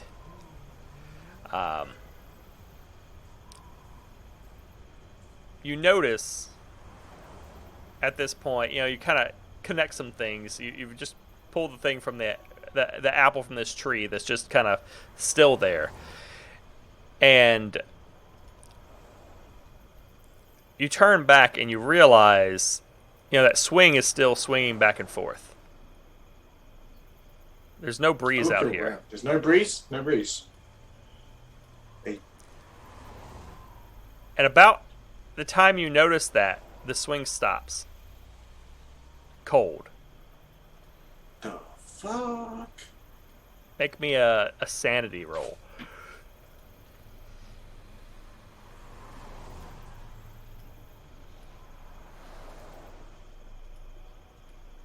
Alright, you fail. And this isn't a particularly bad one, but... I would say at this point, as I'm looking at this too, like the taste, the apple in the mouth, Chase reaches into his jacket pocket and pulls out like a glass. Dude. Yeah, you freeze there for a second as you realize that something doesn't quite gel right with that. And you lose 1 point of sanity. Losing 1 point of sanity. Which, by the way, as a reminder, you should all make note of what your current sanity is at with the start of the game. Because if you lose 1/5 of your sanity in a day, It's not good for you. That's from the top number, right? Yeah, the highest number. Your current total sanity. Yeah. You just need to know what your sanity was at the start of the day, and just deduct 1 from it for now. Gotcha. Everybody else, Sophia, or no, actually, Alex, you went for the living room. So you go into the living room while they're kind of messing around outside, and the door. It's just an open doorway. You go into there, and you can see there is a couch and 2 chairs here, both all covered in sheets. There is a wall space with a TV mount. There's not a TV on it currently, but a space where someone would have mounted a television. You see 2 larger bookcases that are mostly devoid of books. There's a handful of books on there currently, and over the fireplace there is a painting. So I walk into the room. I'm carrying like the tripod. It's the legs are closed up. The camera's mostly off at this point. It's more like over the shoulder, and I'm talking. See, for those of you watching, what I'm doing is placing the tripod in various places of the house so that when we go explore others, I can have it set and be recording and seeing other things, and I'll look around and there's no one behind me. Get a D-list actor, they said. It'll help sell the show, they said. And then start just looking for like another corner to place the tripod down and reactivate it, probably actually facing the painting, kind of underneath the wall mount if the painting's opposite of the TV wall mount. Yep. And have it look at that wall. And then out of curiosity, I'd like to go see the painting as well. All right. You go over there and look at it. The painting itself looks to be like a modern abstract painting. It is an assortment, kind of a myriad of little swatches of green and red all over the entire surface of the painting, in a way that as you examine it, as you stare into it, and I forgot to switch us back to the indoor music, as you examine it and look at this painting, there's the way the colors come together, even though they're kind of all over the place and don't have any particularly defined form. There's almost the impression of a humanoid figure staring at you.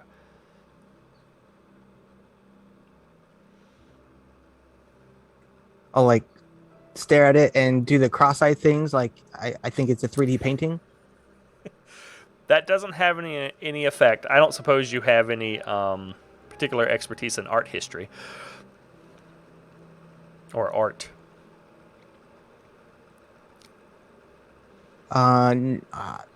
Pretty simple art in general. Let's see, acting, forgery, photography. Regular history is not bad-ish, but not specifically art history. I mean, do you have anything in art? Not related to this. Okay. In this case, I would take a perhaps a hard photography skill then.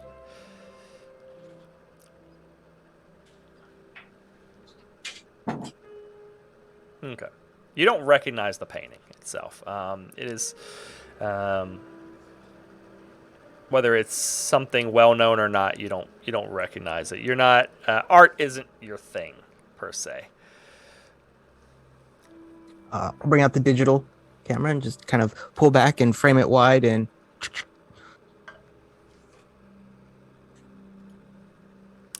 Sophia, you left from outside. Where are you headed?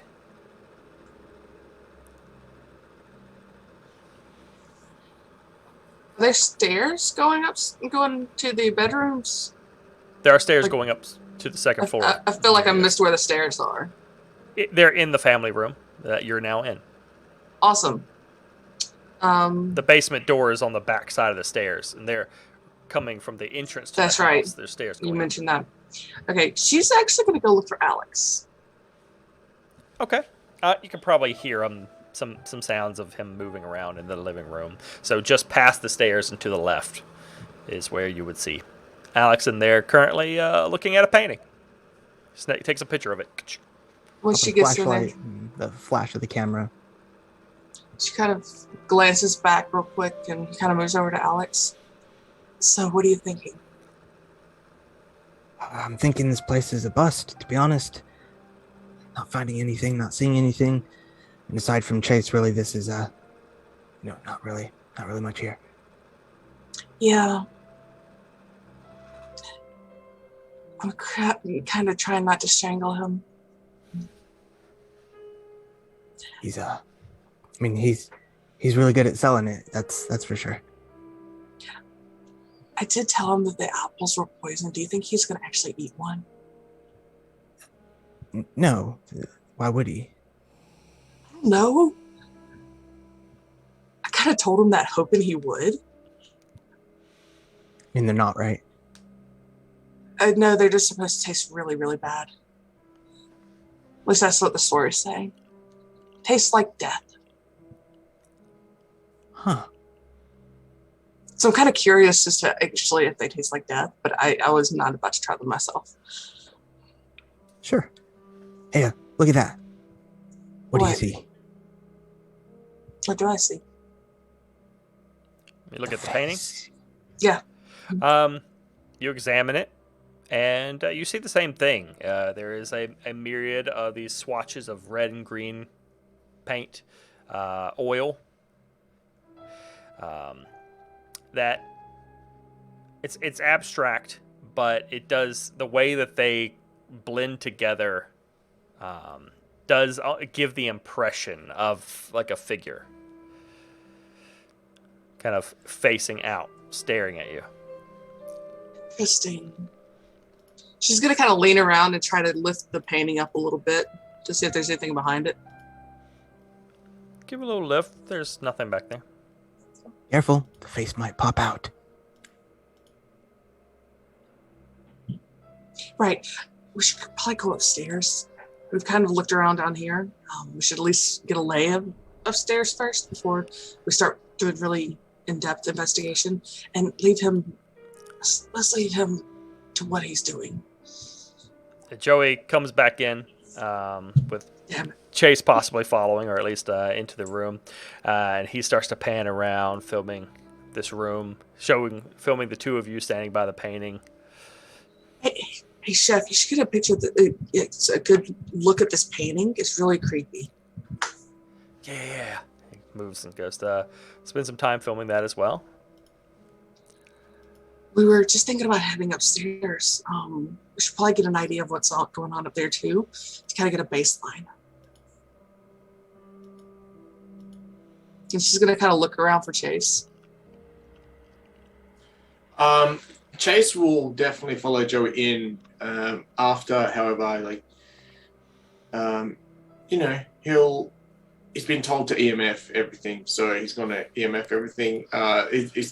He's at the tree, so he'll take the EMF reader over that. But after seeing the swing, he sort of looked at Joey just before he heads inside. Like, dude, some of the props, man. How did you get this swing to do that? Let's go. I'm just going to go check it out, all right? He just looks confused because he wasn't looking that direction. What's up, man? You didn't see that? See what?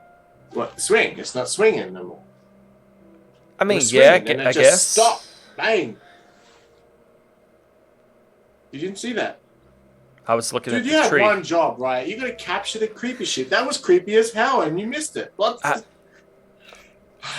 Sorry, I Can we thought you roll it wanted me again? filming the tree. Can we roll it again? He films he starts filming the swing. But don't just roll it now. You got to make the swing go again and stop like you did just a second ago, man. I didn't. That's We great. didn't do anything. Dude, I saw the swing. It was going, like swing, and then stop, bang. Just dead stop. Just do it again. We didn't do anything. Dude, don't mess with me, all right? I know. Sorry. You can cut this out. Just make it do what it did before.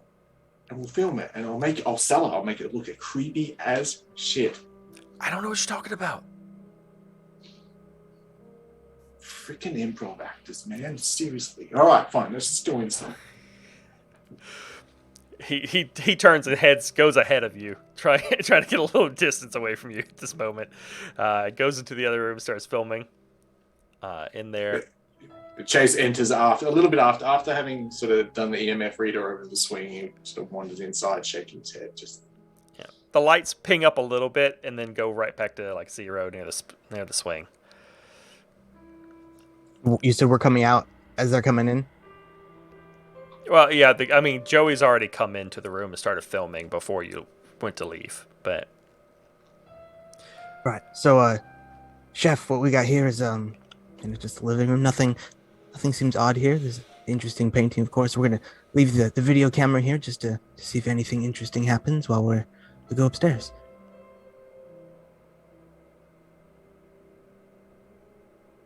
so you start to head your way upstairs. Make your way. The steps creak as you ascend up to the second floor. The second floor has noticeably fewer visible windows when you come up. You come up in kind of a hallway. It's darker, somewhat more claustrophobic kind of layout that almost restrains sound. As you start making your way up there, the three of you start making your way up onto the second floor. I need you to make me an opposed intelligence check. So each of you make me a regular intelligence check. As you kind of feel a little bit of tension. You smell, there's a bit of an odd smell in the air. It's almost like a kind of a musky, mildewy smell for a minute. It's not really strong. And you feel a bit of tension. A little bit of a pang in the back. Almost like a swell of a little bit of headache in the back, but it's not real bad. It's just a bit of tension. You said 3 of us. You mean the 3 of us, or are you talking about those 2 and Joey?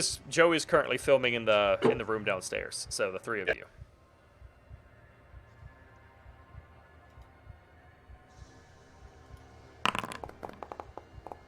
Oh, I rolled an extreme success.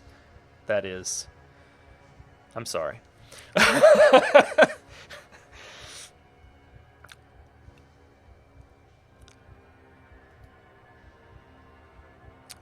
I need each of you to roll me 2d6. As you emerge onto the second floor and you start... You get an odd little sense of vertigo for a moment. You know, you feel a little bit off balance. Not badly enough that you're going to go fall down or anything, but just a momentary sense of vertigo. And briefly you see little colored flecks, like almost like, you know, when you see like black dots in your vision a little bit, except these are rainbow colors. It's very brief, just a little, and then it disappears. And for each of you,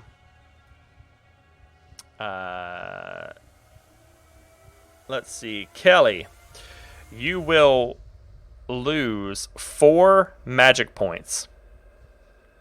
Do you have 4 magic points? How much magic points? That's considering I do have. I did succeed.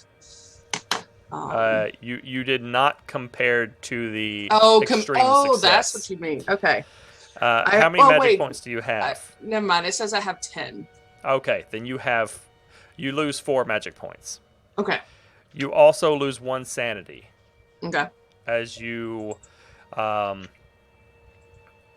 of freeze in place for a minute. Just not really saying anything. Not quite sure what that feeling was. Andy. Ooh, that's a roll. Those are some rolls right there. You lose 6 magic points. Do you have 6 magic points? Okay, good. You lose 6 magic points. I have 7. Well, I Well, had you- 7. You had 7. You lose 6, and you jump and give kind of a brief shout of alarm as you move up and go, "Ha! What?" As you lose What? 5 sanity, which we're going to come back to in a second. Alex, you lose 1 magic point, and you lose 2 sanity. You also kind of jump in alarm and catch yourself before the stairwell. But you're mostly fine. Andy, because you have lost 5 points of sanity in one go, you are going to suffer a bout of madness. I need you to roll me 2d10. The first will determine what type of madness, and the second will determine how long it lasts. Or, unless, well, it really lasts as long as I say it does, but that's besides the point. Oh, lovely.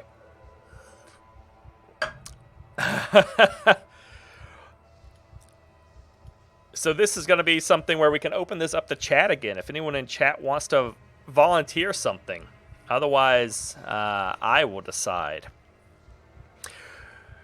You are going to suffer a mania, which means that it's the kind of the opposite of a phobia. A mania is something that you cannot let go. You are fixated on and kind of obsessed with. You must pursue. You need it. You feel a certain sense of elation with it. So I'll give chat a minute if they want to volunteer anything. It's also, in theory, going to last 10 rounds. We're not in combat, so it really lasts as long as I feel it is narratively appropriate. But let me see here, in case chat doesn't suggest something. Bubblegum.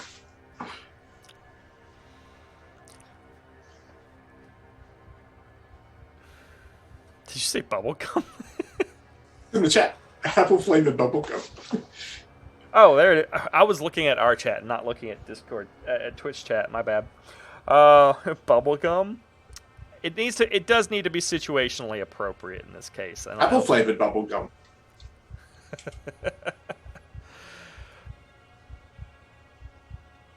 Let's see. We're letting Malice decide. That is dangerous.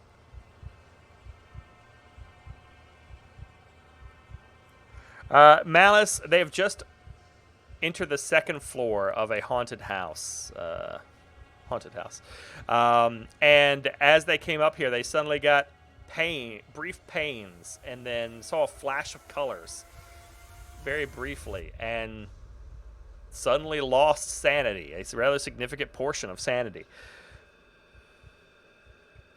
They are in a dark hallway investigating signs of ghosts. They are like televised ghost hunters.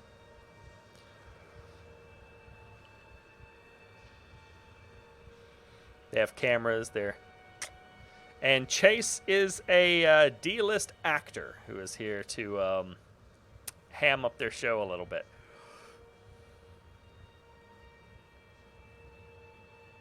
I have something in mind if you don't have anything, but I'll give you a moment if there's anything that sparks for you that you want to suggest.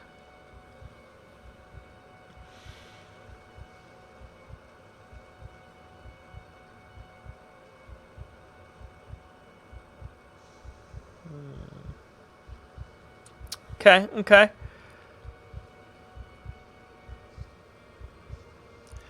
I got an idea. Running with that and with my idea.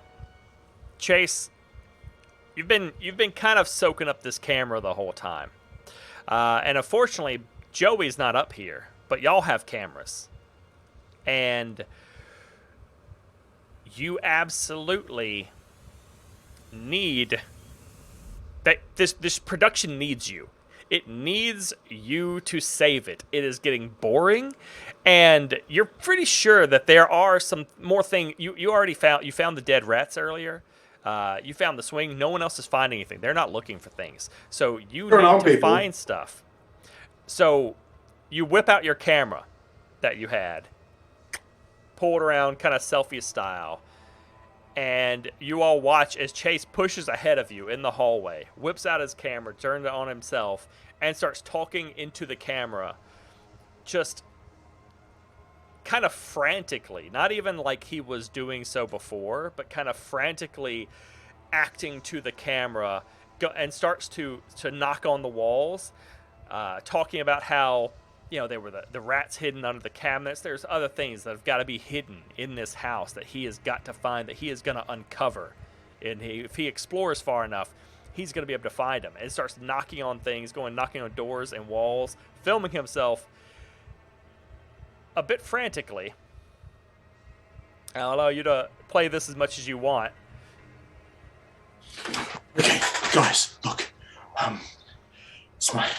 Look, I don't know what's going on there, and I just heard something. I felt something. It's just crazy. Like, I don't know about these other guys and I'm with. Your boy Chase really brings you something that's real. Like, I'm always on it. Something's going down here. I know it's in these walls. You, me, we're going to find this, all right? We're going to knock on everything. The walls, the doors, the floor. I don't care, all right? Whatever is here, whatever is stalking us, that swing. That's how you all saw that swing. And Joey didn't see the swing. Maybe you didn't see the swing. I saw the swing. Something's going on. So you stick with me. We're going to find it. And then he's just going to start, as you say, sort of knocking on everything, looking up, looking down. The camera is held up here on his face as he does so. It's sort of Blair Witch style, as he's just sort of skipping forward and starts banging on things. Yeah, you've got a hallway. You're currently, the stairs just come up into a hallway. And then you can see it opens up into a cross section where there is a kind of to the left there's a door, straight ahead there's and to the right a little bit there's a door, and then around the corner there's two more doors. So it kind of it kind of comes off, and there's four doors, one on the left, straight ahead, right, and I think that's probably my next few minutes of working my along those doors and knocking on each one whilst whatever the guys behind me are doing. I will, at that point, as he brushes by me with the camera in hand, give him just like a what the fuck look, and then still blinking it from the lights and the headache, it kind of just turned to Sophia with just a really disgusted look at his actions, and just whisper, "How many grams of cocaine do you think he took before he even got here?" All of them. Pretty sure it was all of it. What's going on with him? I don't know. He's freaking What is out. wrong with him? Camera's not even... No, he's just knocking it on. Great. Just keep knocking. Okay. Should we rein him in? Or just let him go? Just let him go off on his own. Guys, what the hell are you waiting for? There's something in this wall. Get knocking. Come on. Can't you see what I'm doing here? Chase, you knock on the door on the first door on the left, and it swings open some, opening up to a bedroom with a kind of a twin-sized bed with a blue bedding. It's kind of dusty. It doesn't look like it's been used in a while. An older, chipped little bedside dresser with one of the drawers is kind of like dislodged a bit, and a slightly open closet. Yeah, great, buddy. Just keep going that way. Keep knocking. We'll go the other way. I didn't even hear that. I'm in the room now, so walking up to the cupboard, knocking on the door, sort of starting to pull it open. Okay. You sit there knocking on things, and I will say in this moment, your mania stops. Because as you pull the drawers on this thing, the first one kind of pulls and stops, and there's nothing in there. You push it back to being overly loud as you're doing. You just push it back. You grab the other one, yank it out, and it comes out all the way. There's usually a stopper, that stops the thing from coming out all the way. This one just pulls all the way out, and you found something. you see underneath. First of all, you see another dead rat. But then you also see there's a segment of the floor that is almost looks to be one of the floor panels has been dislodged or broken out, and there is a hole there underneath the little dresser. Pull the little camera up to my face to see. I don't know about these other guys. They don't believe me or something, but you're with me. You see this. Let's have a look. And I pan that camera down onto the floorboard, kneel down, sort of pull it back, just sort of brush the dead rat aside. You know, I've seen that prop before. That's cool. But let's take a look inside. You look inside, getting kind of down there, and there is an open space under the floor that looks somewhat sizable. Like there's a sizable space between this floor and the next. Not huge, but like almost crawl space like. And kind of propped up on a board, there's what looks to be a very old, rotted cigar box. All right. Let's check it out. Maybe an old hoochie stash or something.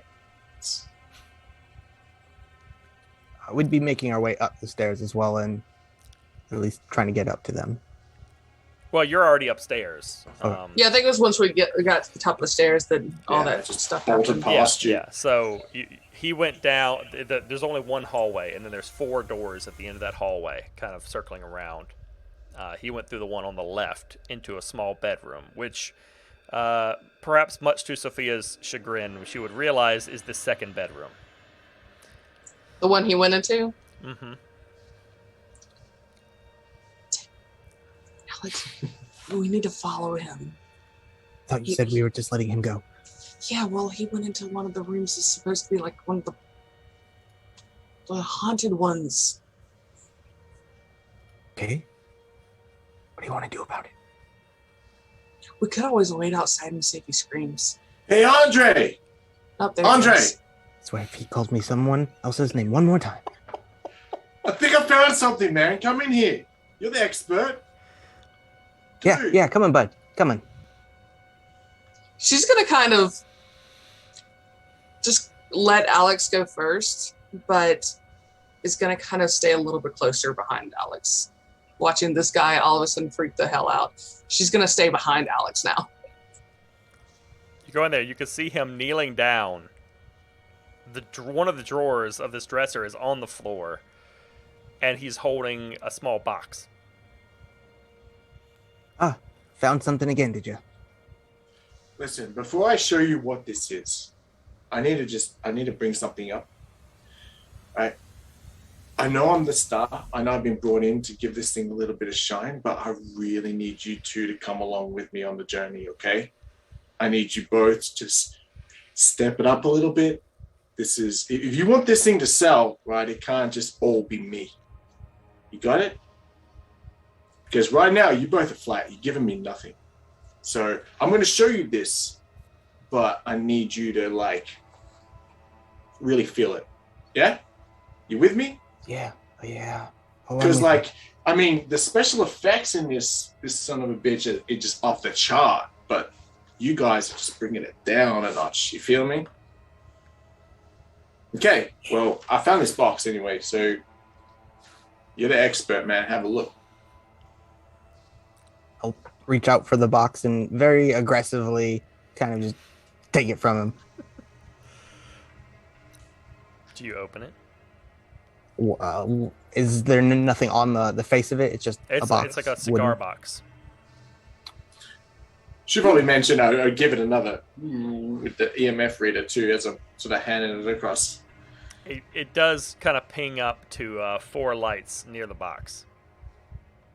And also near the floor.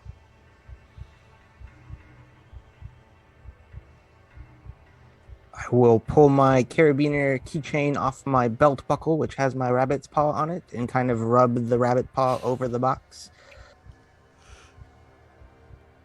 And then slowly open it as I turn around, like very slowly towards Sophia behind me. You open it. There looks to be kind She's of holding the flashlight over it. kind of a small, old-looking little like Padlet, like pages of writing. A lot of it's been, a lot of it hasn't fared too well. Just like the box it's in, it looks like it's taken some kind of like gotten damp, taken some damage. A lot of the ink has run. There's scratchy text in somewhat poor handwriting. Got some bad spelling in it. And you look at the pages, but there are some of the notes that are legible, and they look almost like diary entries. They talk about having weird dreams and feeling cold all the time inside, but also feeling like they need to stay inside. Not wanting to go outside, and talks about feeling really tired and how they've started sleeping a lot. Their mom and dad think that they're a little bit sick. A little later on, there's another legible fragment that talks about a light that visits them when they're asleep.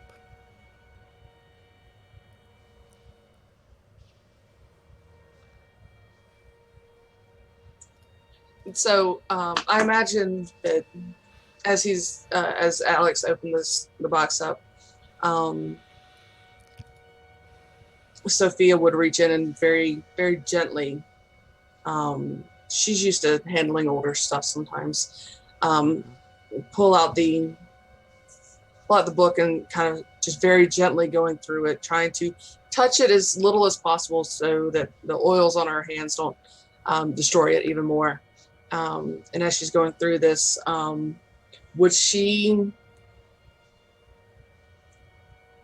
be able to guesstimate the age of this person, like perhaps a child versus an adult?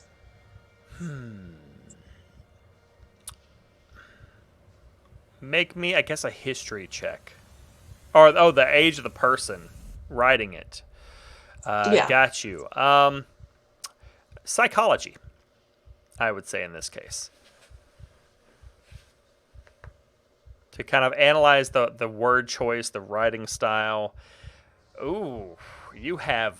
Fortunately for this sort of role, there's not much of a real penalty for a fumble like that, but you have no idea. It could be a kid. It could be someone just really stupid. You have no clue.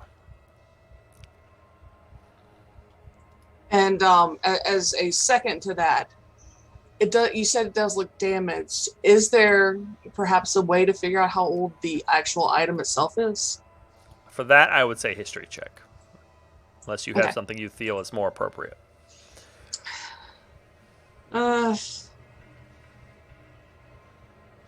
No, history.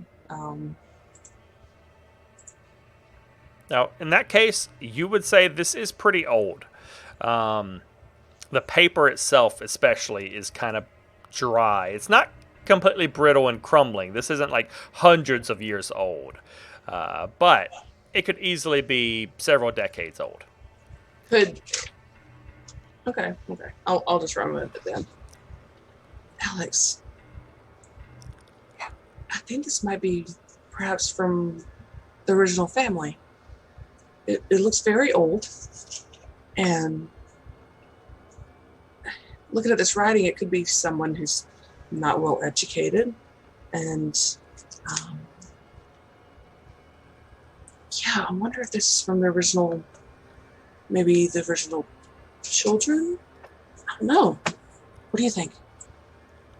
I think you should pull out the spirit box because the EMF reader hit 4. Oh, is that like important? Is that big? Oh, so big. Like almost biggest. jackpot. Shit, man. Okay. All right. So she's gonna pull out the spirit box, and kind of briefly explain to Chase what it does. And then she's going to turn it on. You turn it on, and Chase, it starts to immediately... It's not super loud, but it immediately starts... I'm hearing an echo of myself again. It starts to immediately make a... Not super loud, but kind of an irritating static sound as it is rotating through different radio frequencies. And she cues it up, and it just immediately is...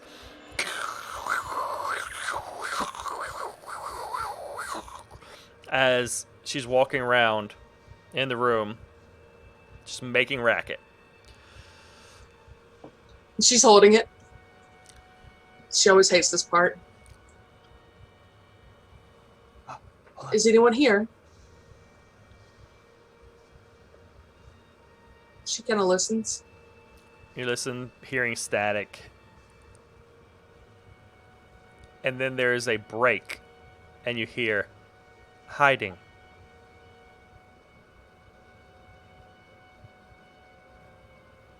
Why are you hiding?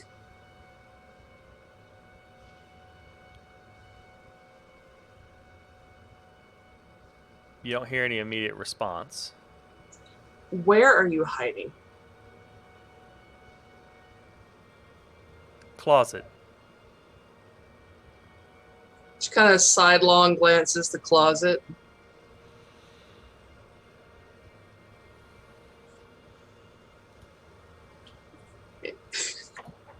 My flashlight immediately spins to point towards it.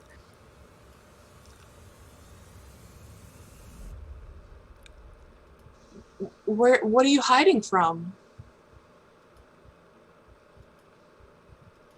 You don't hear any response. Who are you? Just static. She's gonna keep it on. Ask it if we can come in, or if it wants to come out. Can I come in? There's a brief break in the static. Everybody make me a listen check, which I know you are all super good at doing.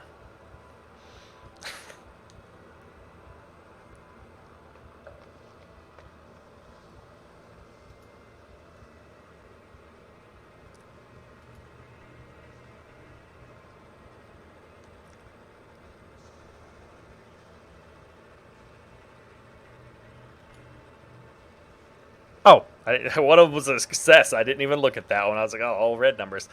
Alex. It was quiet. It was hard to make out, but you thought it said book.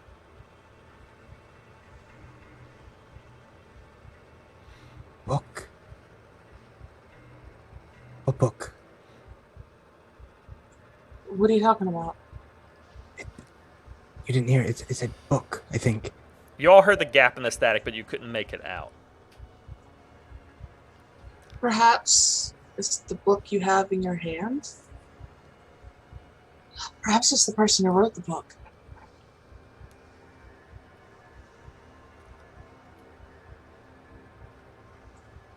Maybe. She's gonna walk over to the closet. Okay. This is better, guys, but just checking. That's Joey on that thing, right? Oh, no. No. Joey's downstairs. You open the Yeah, door. no, but he's on that. This is a radio. You told It's us to bring switching it. frequencies. That's what that sound is. It's switching frequencies really fast. And Yeah. This, I mean, but it's like I didn't see the script, but that's part of the thing. there's Right. no script. She's gonna walk over to the door. Hey. To the All right. closet. Get your camera ready. Yeah, the closet door's partially open already. And she's gonna kind of, yeah, she's totally gonna do this. She's gonna kind of lean in and lightly knock on the closet door.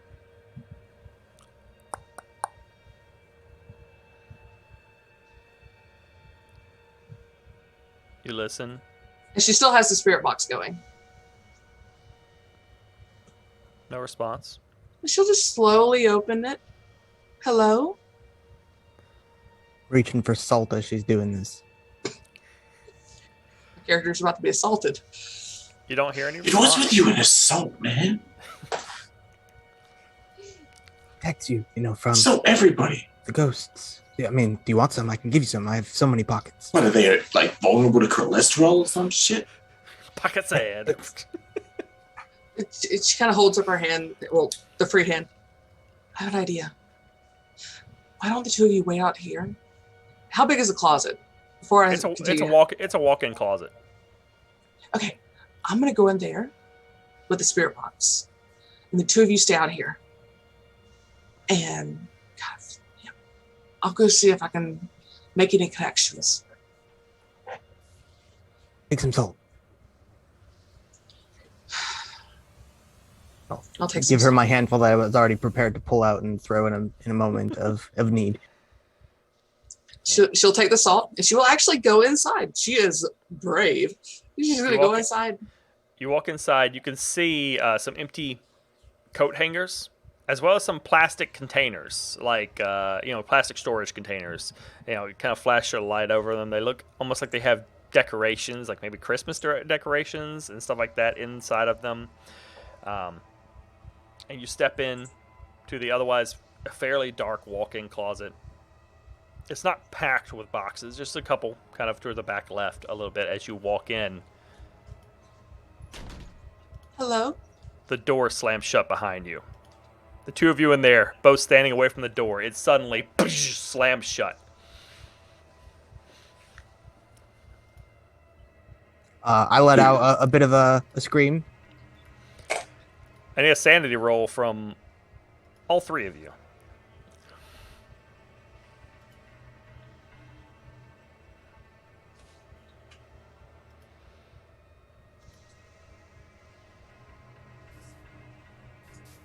You cannot use luck on sanity, right? No, you cannot. Nope. You each Where's lose. You each lose 1 point of sanity. This is a low sanity roll. This is a low sanity win, which is unfortunate because that fumble would have been beautiful with a higher one. That's max sanity loss. But fortunately, max sanity loss for you in this case is 1. And also for Chase and Alex, I actually need to listen checks as well.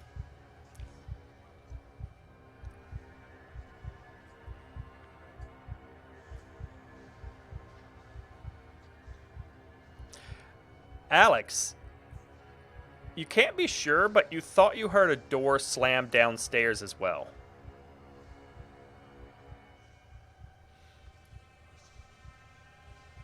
I'll really quickly call out to the closet. Sophia, are you okay?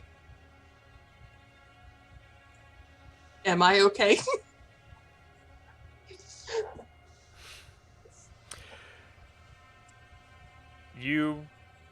Nothing is happening.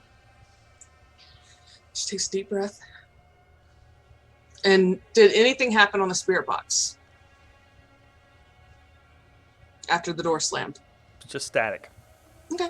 She takes a deep breath. Are you in here?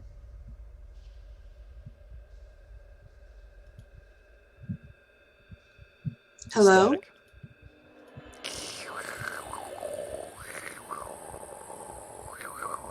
Do you want your book?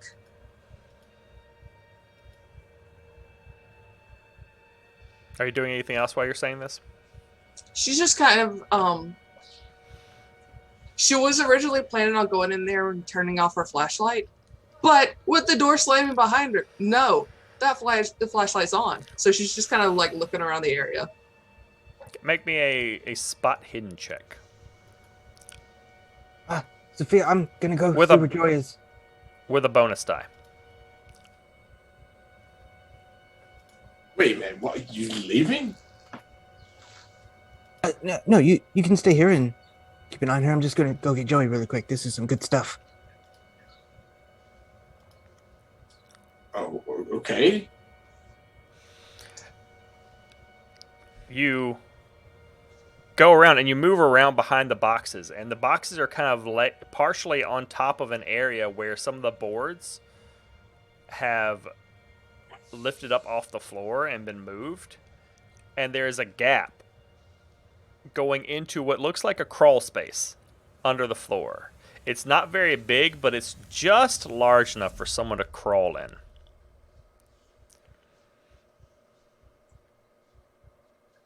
She turns off the spirit box, tucks it into her back pocket, and goes back to the door and tries to open the closet door. You grab hold of it and kind of start to turn it. The door handle doesn't turn. It doesn't move, almost as if someone is holding it closed. Alex, this isn't funny.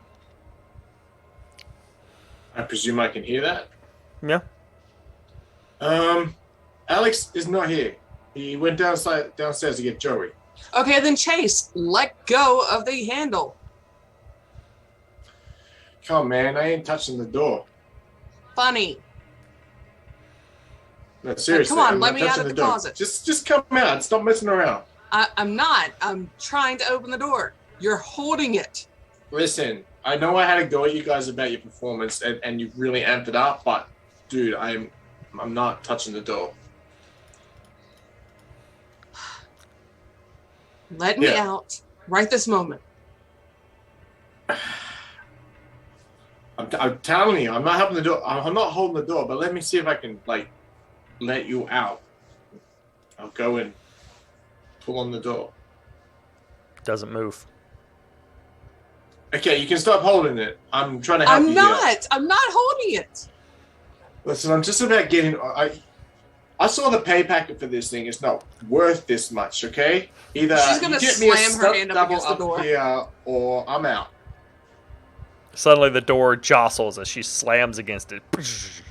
I mean, are you trying to break the door, or are you just no? She She just kind of slammed it to get him to stop talking. Seriously, Fair. please. Let me out. I found something really cool. Yeah, cool. I want to see it, but Sophia, I'm not holding the door. You need to let go so I can open it. So, okay, quick question. Is this like a normal door, or is this like the ones that have like the slats? The slats, yeah. It's a normal swingy door. Okay. You hear a thunk sound, and the crates, the plastic containers behind you, jostle slightly. Kind of a thoof. Just gonna kind of pause and kind of lean against the door. Chase, I know you're new. I know you don't want to be here. You don't have to make shit up. Please let go of the handle and let me out of here. Sophia, I know you don't know me very well. And look, up until now, I've been bringing my A game to this thing, but right now, I'm being real with you, girl. I am not touching the door. Something's in here with me. Okay. Stand back, I'm gonna get you out. And I'm just gonna smash the door. After giving her a second to stand clear. Yeah, she'll kind of move. All right. Off to the side. We will come back to that in a second. Alex, you go downstairs?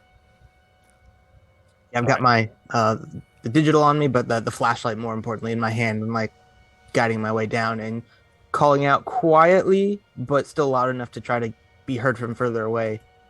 Chef, where are you? Where do you head when you get down the stairs? You're in the saw family him room. Mostly in the living room, right next to the stairs where we were.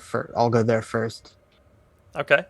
You go into the living room and take a look around. You see the camera you set up there. It's still there.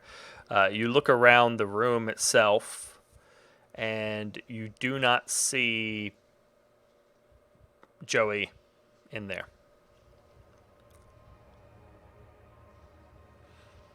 I'll kind of walk back to the entrance and just look out into the family room. and more loudly.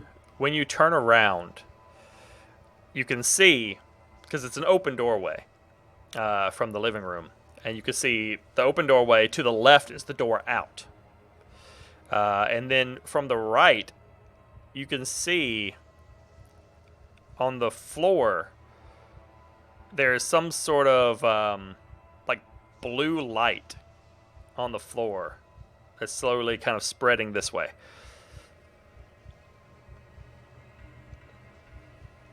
Getting closer. Mm-hmm. I will reach into my salt pocket. Okay. And kind of get close to the wall around the corner. Kind of keeping like hiding behind the wall or the corner, and just have it ready in hand. Like I'm waiting for whatever this is to approach and come. It continues spreading into the open doorway.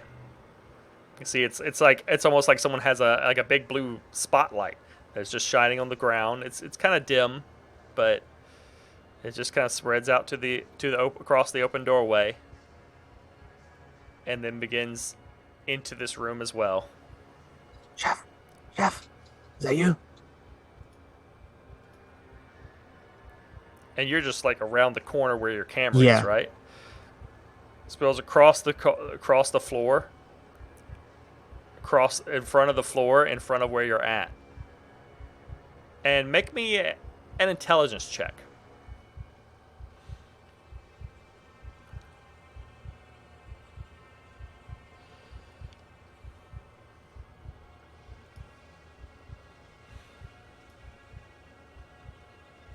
Oh, there it is. Didn't see it. Never mind. It spreads out in front of you and then begins moving closer. I'll throw my salt at it. You throw your salt onto the ground. The light hits your shoes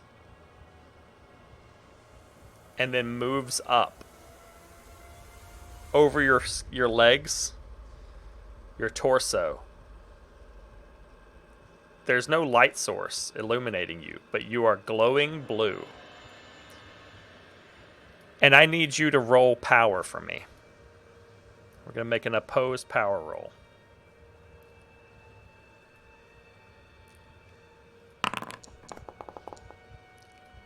Ooh. Both very good rolls. Both hard successes. Mine's a regular. No, it's 2-star. No, yeah, it's 2-star. What is your power percentage? Is 75? Yes, sir. It That's that illuminates boy. you. It illuminates you, and you feel cold. You feel. It's almost as if something is. As if you suddenly feel faint. You feel less resilient, less strong. But there's something about this though that your mind, you're like, this is not right, and you somehow steel yourself and focus. And as you stare at this light, you grab your salt and you're salt at yourself with such conviction that the light pans back down, pulls back around the corner, and disappears. I do, however, need you to make me a sanity roll.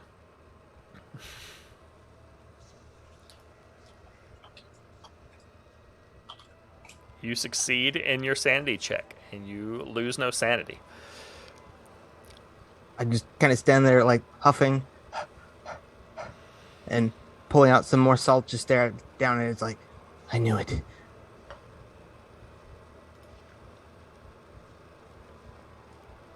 Meanwhile, upstairs,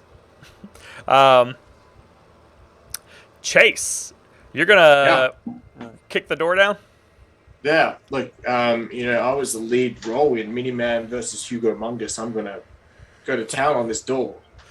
All right, that would be a brawl check. supposedly good at these. In this case, Maybe not so much. I'm going to say it's a hard brawl check. So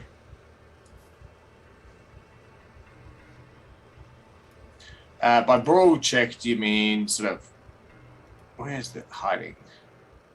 Should be under combat brawl, Combat brawl. I believe. Hmm. Somebody can correct me if that's not right, but Not seeing it here. Just let me see. Just Should be under fighting brawl. Sorry, fighting brawl. Okay. That's what I. My bad. Nope. So Sorry, these bosses are killing me. Yeah. It'd be a hard fighting brawl check. We'll just pretend they're shaded. Yeah, for a moment. I don't seem to have that on my sheet. Do I?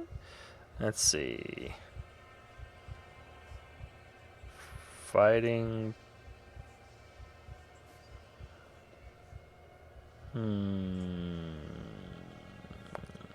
Curious. Yeah, you do not have a fighting brawl check. That's weird. See, now do I remember what the default fighting brawl skill is? 25. 25? Yeah, because that's mine is default. Okay. In that case, unless you had spent points in fighting brawl and it's just not on the sheet for some reason, Be 25. then it would be 25. So you could just roll me a percentile.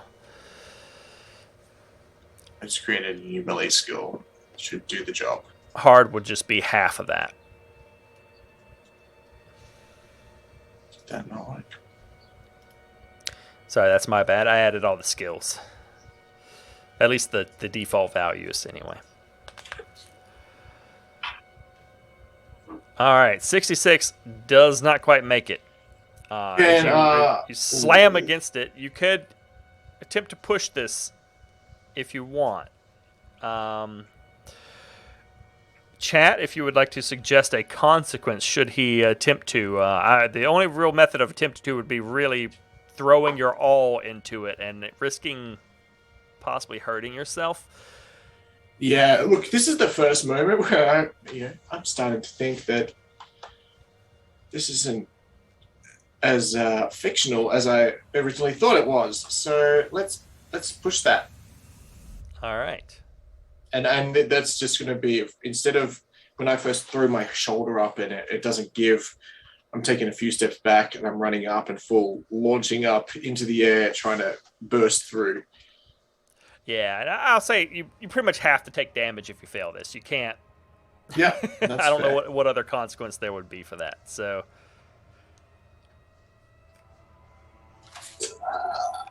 Is that.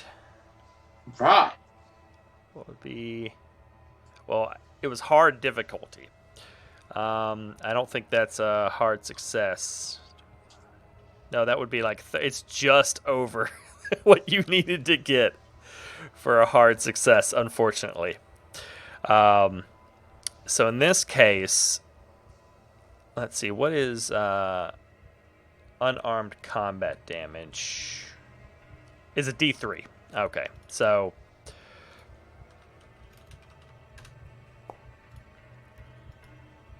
Okay, so you take 2 damage. As you launch yourself into it, you slam into it, and you fall back, and it hurts. You don't break anything, but you're definitely going to be bruised in the morning, and badly.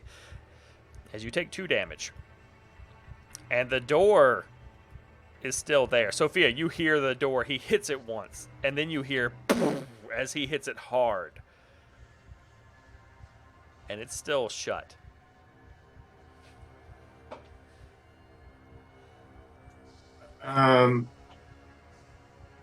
Oh, dude, Sophia, are you okay in there?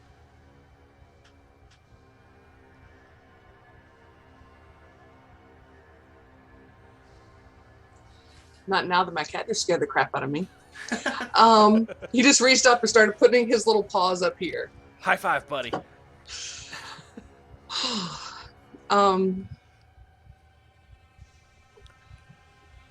She's trying not to freak out, and that didn't work.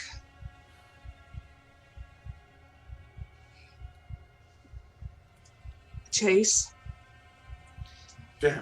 please get Alex. Please get yeah, Chef. Yeah. Okay. But no, don't leave me. Don't leave me. Just chill. Just chill. I'm gonna start looking around to see if there's something I can like smash the door in with.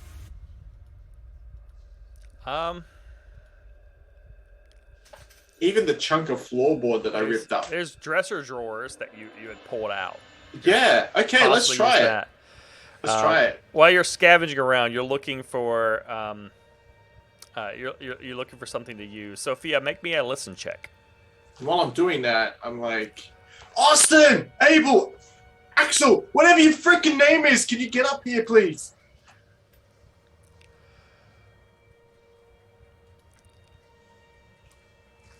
And I need you to make me a sanity roll as well, as from beneath your feet, you hear a scratching sound from the floor underneath you. You failed the sanity roll, so you lose 1 point of sanity because my rolls. And you freeze for a second, just standing there, unable to move. Alex, you start to creep back out of the room, back into the family Main room. entry. Yeah, the family room. And the main entry. And you start to look around. You haven't looked into the kitchen and dining area yet. You haven't looked outside. But you then start to hear Chase shouting for you from upstairs. Are there windows in the front of the house on the lower floor? Yeah. I'll just walk up to one of those really quick just to give a peek outside, see if maybe I see Chef. Okay. But no intention to go outside at the moment. You take a look out the window, and you see the van, but you don't see him out there. Where is he?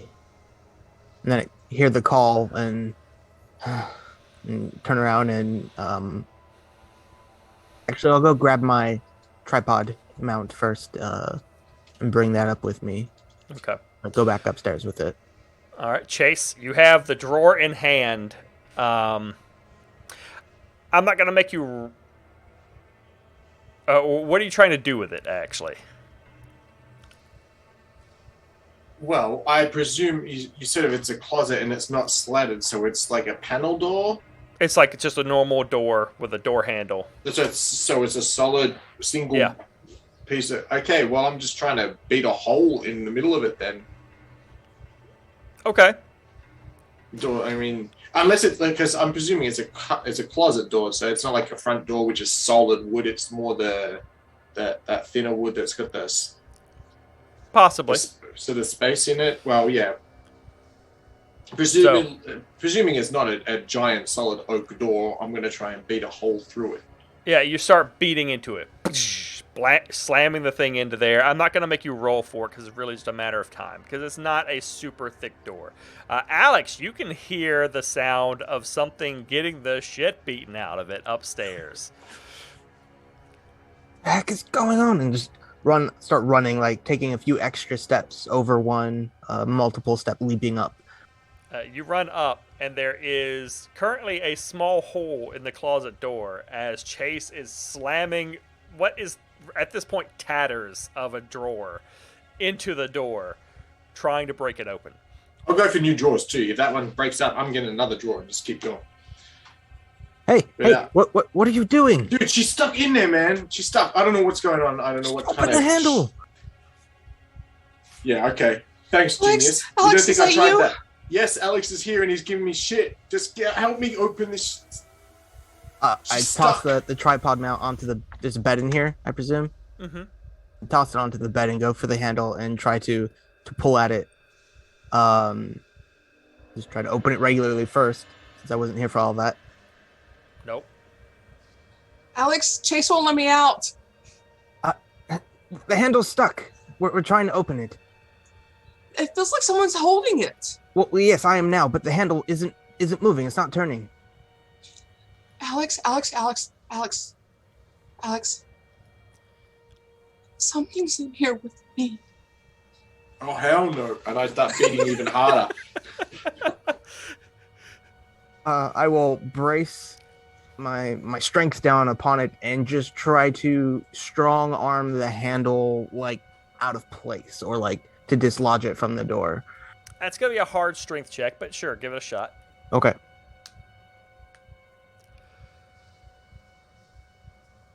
How big is the hole at this point? Okay, not quite. It's like negligible. I would like to use luck. You can see you continue to... Okay. To turn that into a 35, I believe is what I would need. Yep.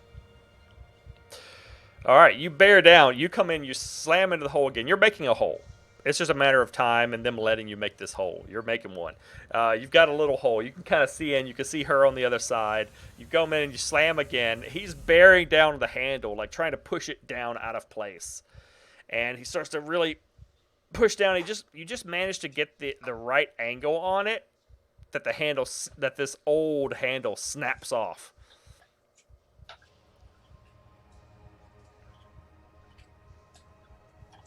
As it does, I'm assuming there's a hole left in the door, and hopefully, loosely, the little bolt piece that would slide into the latches come with it, hopefully, and try to pull the door open. I guess it takes a little doing, but you get it kind of broken part way off, and you shove it back and forth, and then you finally manage to get it to wrench open, and the door swings open.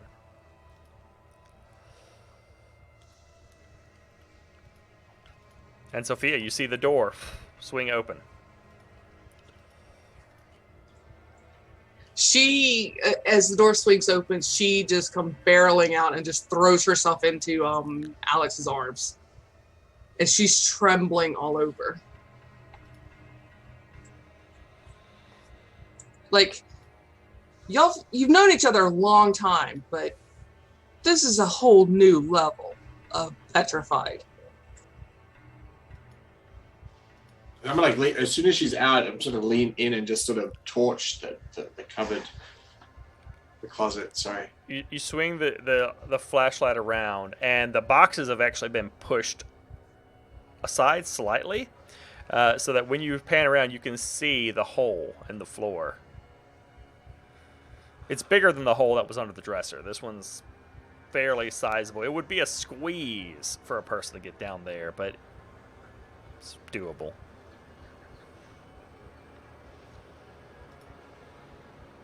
Hey, calm down. You're fine. You're fine. No. Something was in there with me. It was in there, and oh, God. Something was there's a hole in there, and I think there's something in there, and it was tapping, and it wouldn't let me out.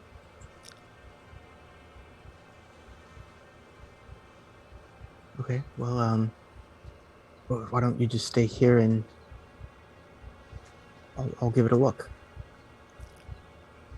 Just, oh God. She kind of pulls away. I presume it's dark in there, right? Yeah, well, except for your flashlights. But yeah, well, Jason's going to finally take off the sunglasses, sort of put them away, and reach into his pocket and he pulls out his regular seeing glasses. He's got the torch in one hand, EMF reader in the other. This thing. Actually, for the first time, taking this a little bit more seriously after that little episode.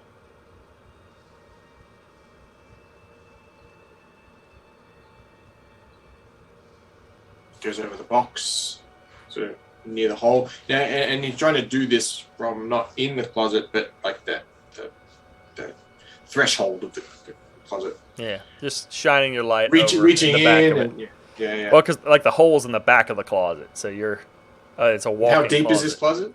It's a walk-in it's a walk-in. closet, so it's Okay. it's like 5 feet. So you can Okay, shine the well- light and see it.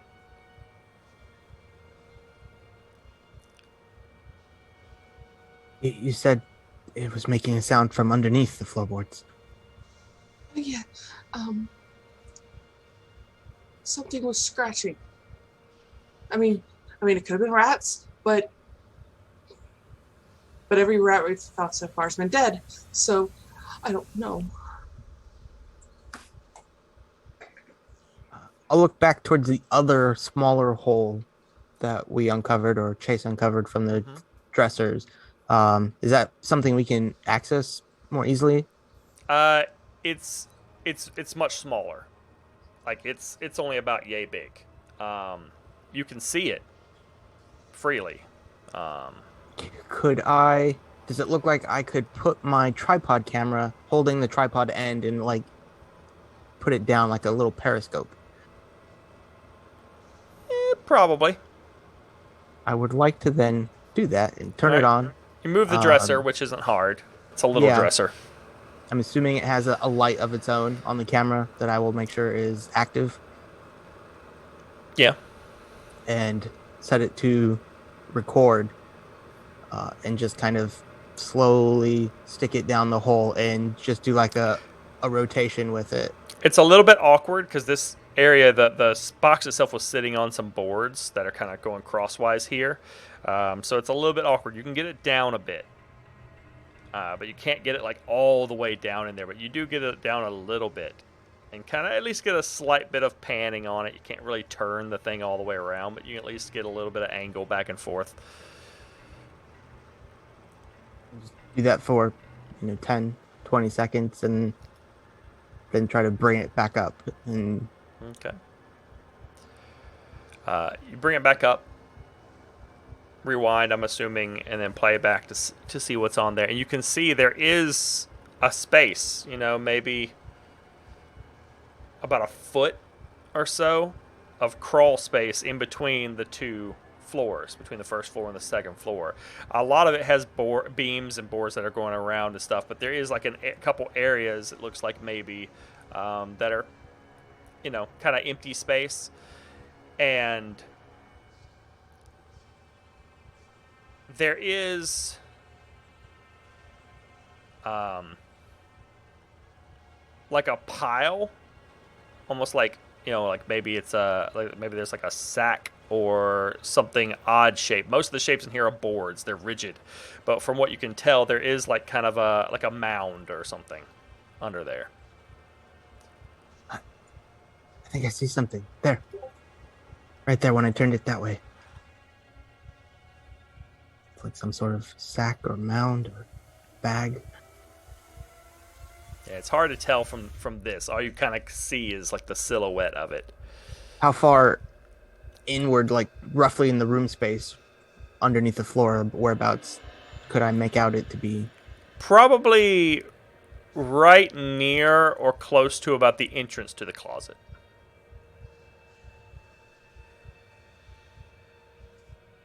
We could send someone down there. You'd have to go through the hole and then make your way all the way back to just underneath the door, maybe.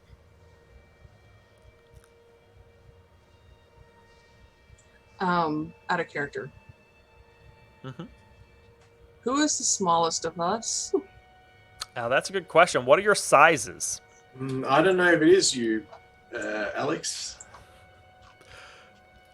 Because my size is 50. Same. So, Chase spends a lot of time in the gym, but he maybe skips leg days or something. I don't know. But my size is 45. So slowly, Chase is a little bit smaller than the rest of you. she kind of looks at the rest of them. You're more fit. You're lean. Yeah, that's right. I gotta be sharp for the roles I'm going for and don't get. Okay. One of us needs to go down in the hole.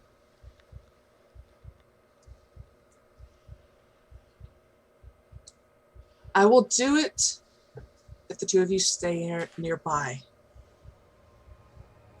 And if you hear anything from me, you pull me right the hell out. Yeah, no. That's not happening.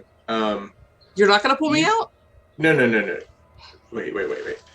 First of all, you just had your fun and games in the cupboard, and like the fact that I don't have a stunt double aside, this is. I'll do it.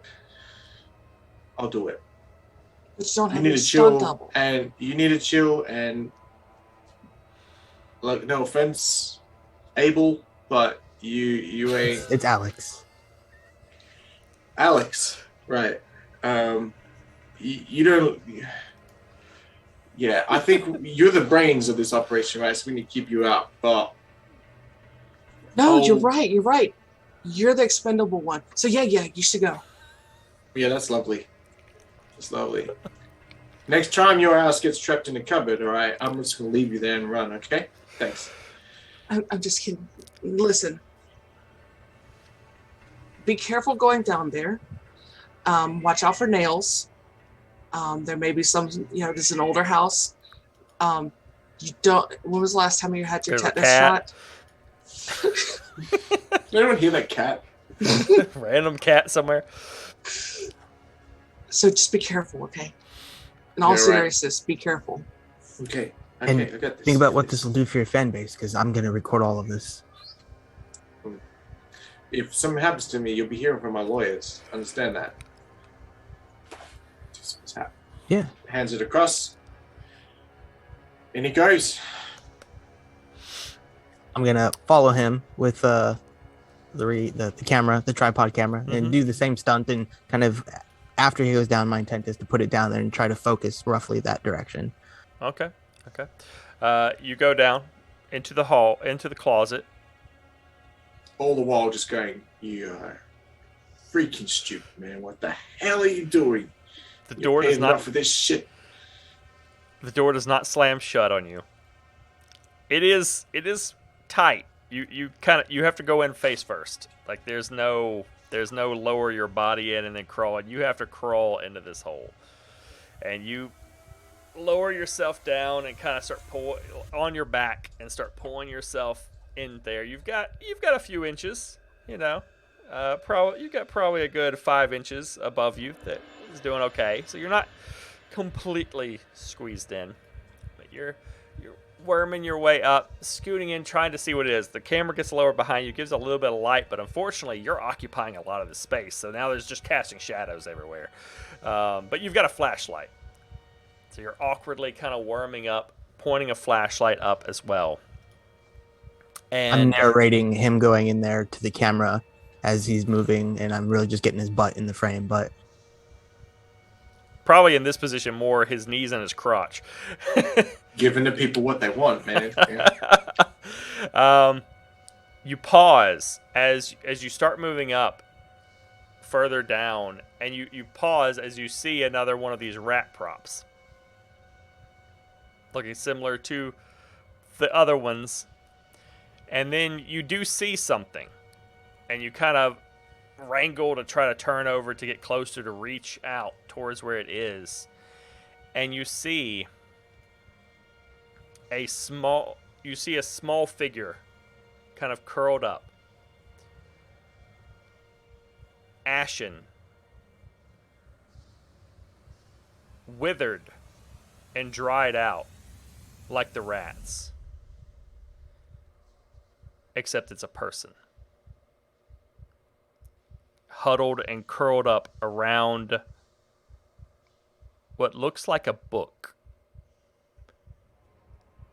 And I need you to make me a sanity check.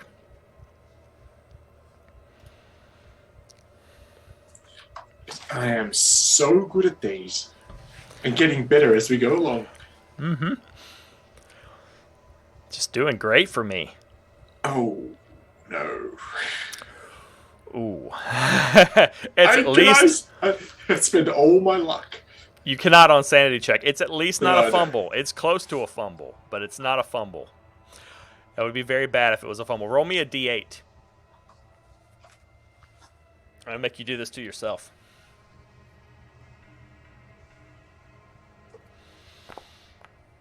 You lose another 5 points of sanity. Oh, I'm about to wig out, stuck in a hole. As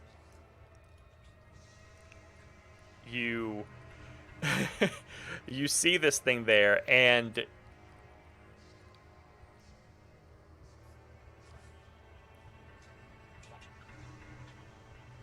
you kind of, your eyes, you jump at first and smack your head against the boards because they're not that far away. So you immediately like, ah! And then your eyes open, though, and stare at this thing.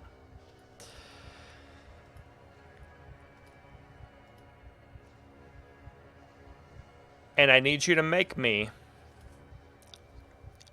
I kind of forgot to do this earlier. I need you to make me an intelligence check to see if you understand what you're looking at. Fortunately, you're dumb as a bag of rocks. And as you stare at this,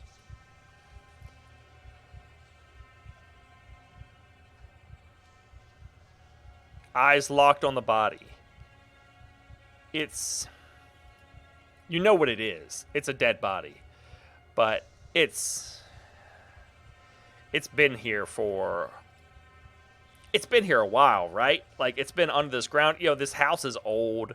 This could have been one of the people that worked on it. It's...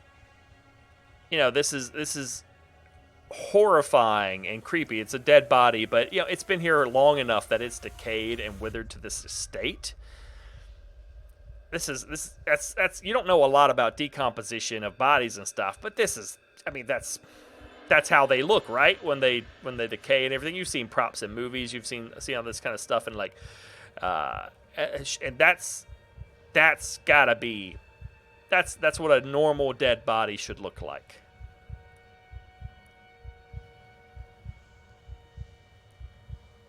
So you still lose the sanity, but you do not succumb to a bout of madness. Though I have a clarifying question for you. Mm-hmm. What's your current sanity? Yeah, it's not great. It's 23. What was your... Well, that's 35. Starting sanity was 35. That's the first number before the slash, correct? Sure, yeah. Yeah. So you had 35. You're now at 23. Correct. Okay, I got to do some math real fast. Try to figure out what 25% of 35 is. Anybody have a calculator? 8.75. Yeah, that's right. 9 points. And I've lost 12. In that case, I rescind what I just said. Because you are going temporarily insane. Roll me a d10. I don't wanna.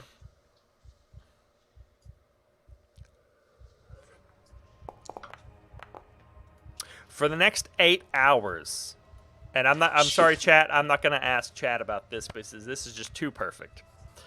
For the next 8 hours, you are somewhat acutely claustrophobic. This area, this crawl space you're in, you're stuck here with this body. You're trapped under here, the wood in either direction, but 4 or 5 inches away from you. It's closed in. It's far, far too much like a coffin. This person died here, crawled into this space as far up against the back walls of wood as they could get, and they couldn't go any further. Just like you right now, you can barely move, barely wriggle around, and you immediately start to thrash and kick and shove your way back, trying to get back out of this. You are going to take some damage. Not very much. Get me out, get me out, get me out, get me out. You take 2 points of damage, as there are some nails down here, and there are boards, and you are scratching and smacking yourself into them as you are trying your damnedest to wriggle your way out of here. You have to get out of it. You wriggle your way back, kicking and pushing, shoving yourself back away from this thing. Your feet come up to the hole, and you start kicking at the camera. Hey, Just down there. I'll toss it Get to out of the my way, side. Nick. Get out. Just get me out of here. Get me out of here. Come on. You're gonna have to. Do you help him out? That's the question. Yeah, You pull him out. I'll drop the camera to the ground, being gentle with it best I can, at least in the moment, and reach down for his ankles and feet and help pull him.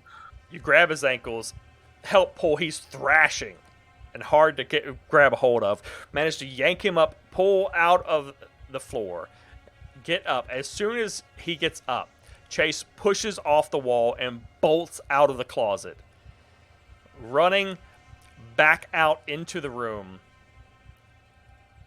You turn and immediately run for the stairs.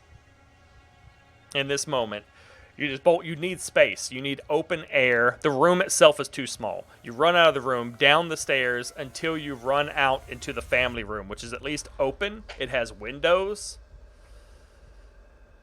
And once you run out there, the temporary bout of madness starts to subside a bit as you get a chance to breathe. Your chest heaving. And then you just see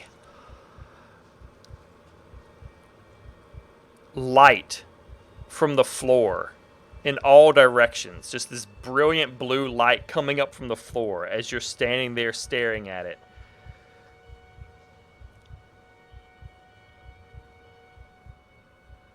It's radiating through the whole room as if this entire room is immersed in it, almost filling it like liquid.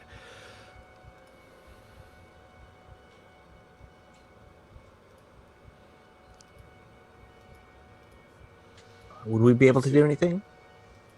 He's gone running down the stairwell. You can do something if you want. Well, just seeing his panic, I imagine I would at least try to give Sophia that look like, should we go see what's wrong with him? Like, She will grab the camera that is attached to the iPod, not the iPod, the tripod. She will turn it on, like have it still recording, and then follow Alex. She wants to record this. Okay. Two of you hit the stairs and start running down the stairs. You start down, and you can see Chase. You can just see like his feet standing down there, a short distance from the foot of the stairs. Chase, what are you doing? So I'm at the foot of the stairs. The front door is presumably within reach. It's about 10 feet away. And the light. Well, And from the light here, situation. actually, no, it is probably about 3 feet away. Yeah. Yeah. Okay. And the light, is it just static or is it growing? Is it diminishing? What's the? It almost feels like it is filling the room like water, and like it is just engulfing you. Oh no! I need to get out of here. I need to get out of here. I need to go. I need to go. I need to go. Where's the door? I need to go. All right, you both come out. You don't see any light. You just see him suddenly bolt forward for the door and grab the handle. Turns, opens the door. Chase, I need you to make me a hard power roll. God. Okay.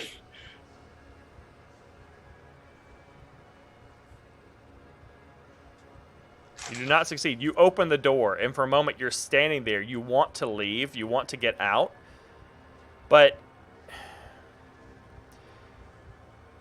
where would you go? You need to be in here. You need to be inside the house. This is important. This is where you need to be. You need to be inside this house. This is where you need to stay. And the light Yeah. disappears. The light's gone. Just like that. It's suddenly gone. You Okay, I are turn over.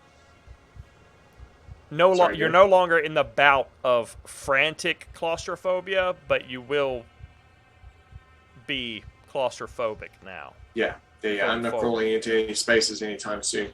I'll turn away from the door, sort of back against the wall just beside the door, slide down until I'm sitting there. I reach into my jacket again and just pull out my hip flask and just sort of hold it, shaking. I'm trying to get it open, but I can't get it open. Chase? You okay, bud? Yeah, no, I'm not okay. Not okay. No, not okay. Come on, get open. Hey, I'll start to kind of go down the stairs, not approaching aggressively or even quickly, just taking it slow with each step. Hey, how'd it go down there?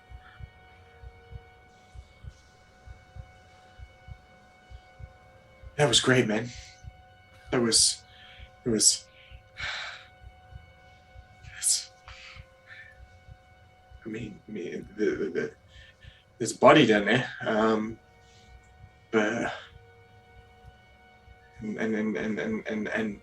and just on a book. And don't make me go back down there. And I can't go back down there. I just don't want to. Don't make me go back in the cupboard. Don't make me go in any holes. Hey, calm down. No one's making you go anywhere. Sophia's going to which this is the main room, right? Yeah, you're back in the family room. Is there anything that she could quickly spot as a good place to set down the camera to record what's happening? Sure. Yeah. Okay. She'll set it down really quickly, kind of like almost haphazardly, and then go and kneel down next to Chase, like off to his side. Chase, you okay? Nope. Can we go? Are we done here? Like, what? I mean, I was down with the YouTube thing and the amateurs and giving you some. But this, no, man, I didn't sign up for any of this. We done. No, we're not. You said you saw a body down there in a book? Yeah, like hunched over and she got stuck down there, and I was gonna get stuck down there too, and I was gonna die as well, and I had to get out, man. You're not gonna die. We're all here together, and you're fine. You got stuck in a cupboard, man. I know, but I got out. Just like you got out of the hole. We are missing one person. Oh shit, man! Where's Joey? I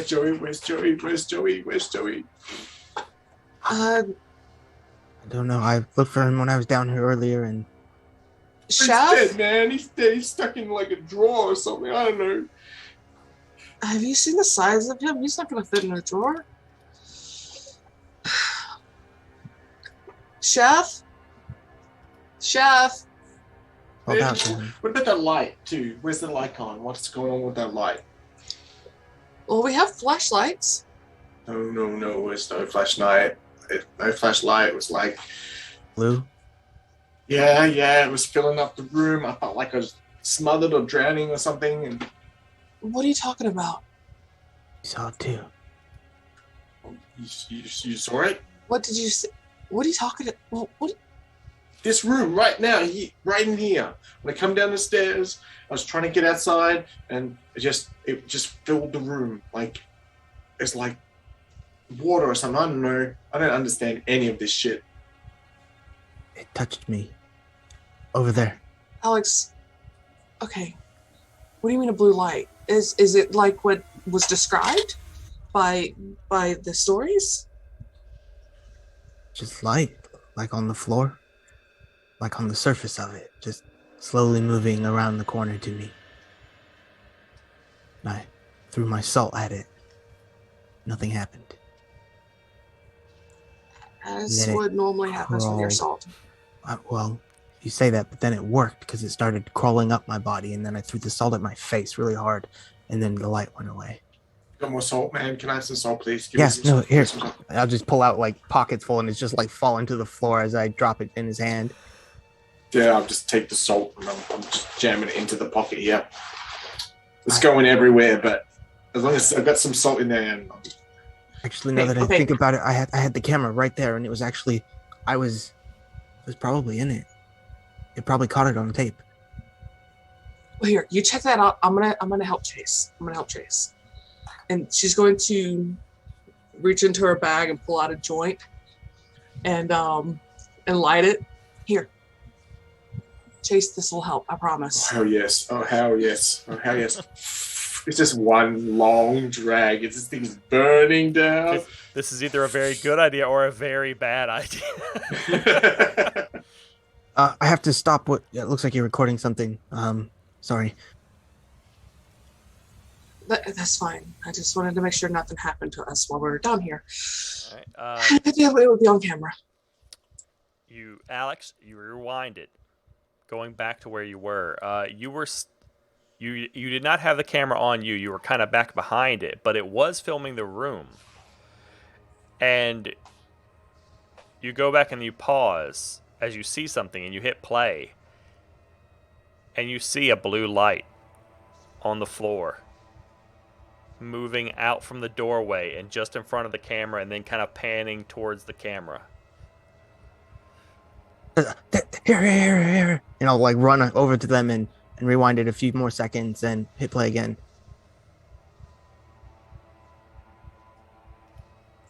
Do they all see it?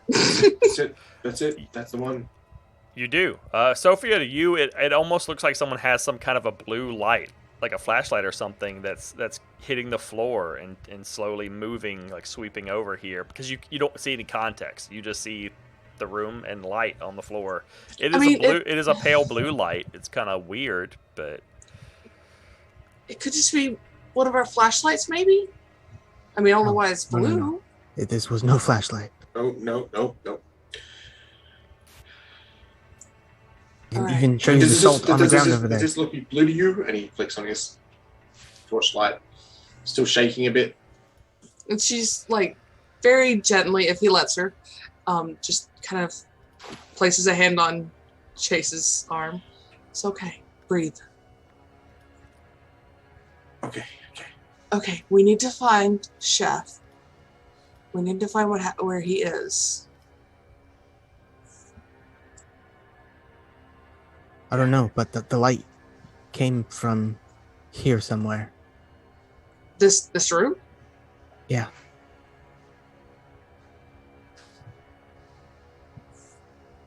She's gonna grab her flashlight and start looking around at the ceiling. Okay. It looks like ceiling. But then you all hear a knocking sound from the ceiling.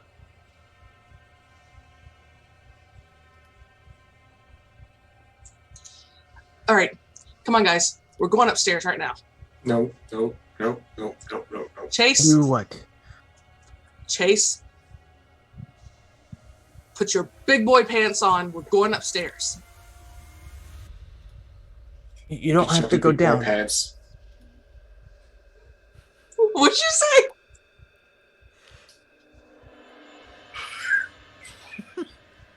What did you say?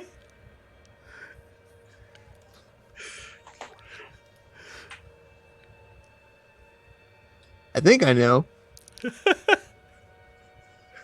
Are you asking me or Brad? Yes. We're asking you what you said. Oh, I said you can shove your big boy pants. Okay. Heard something else. Yeah, I totally heard something else. Chase. You need to type that out for me because I don't know what you heard, but Chase, we need to stay together. Remember what I told you about ghosts and things liking when you're by yourself? That's what I heard.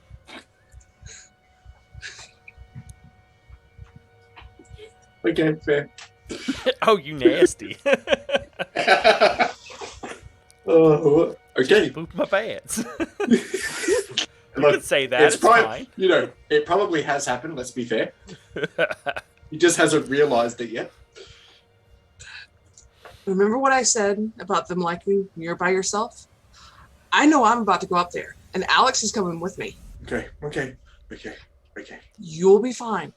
We're going to be there with you. You're not going any more holes.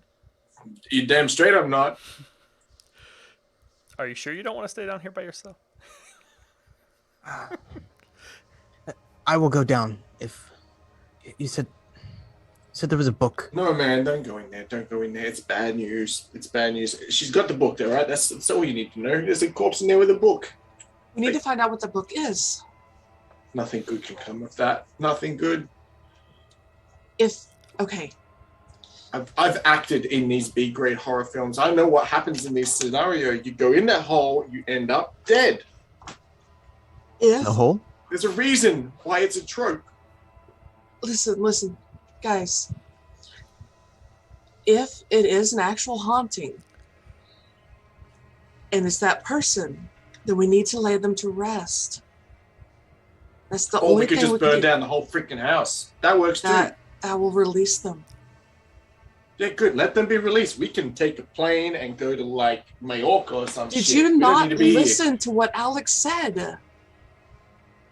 He said it can latch on to somebody. Wait. So if we don't finish this tonight, something could follow you home. I was in that hole, man. I was in that hole. I was. Oh my god, I was in that hole. Exactly. Okay. You're a prime target right now. Okay. Just give me a second. Just give me a second to. Okay. All right. We got to do this then. It's just another roll. It's just another roll. It's just. Okay. Camera's rolling, buddy. Okay. We can do this. Yeah, that's right. Mini Man, baby, Mini Man. I got this. Let's do this. Dude, this is gonna hit like 3 million views quickly. Come on. Oh, you bet your ass it is, and I'm gonna make millions out of this, or you're getting sued. But let's go. So you go back upstairs? Very reluctantly. I leave the charge. Yeah, Alex will lead, and Sophia will take up the rear to make sure Chase doesn't run off. The stairs creak as you go back, make your way back up. Back up onto the landing. Do you go back to the second bedroom? Mm-hmm. All right, you go back into there. It looks the same as you left it.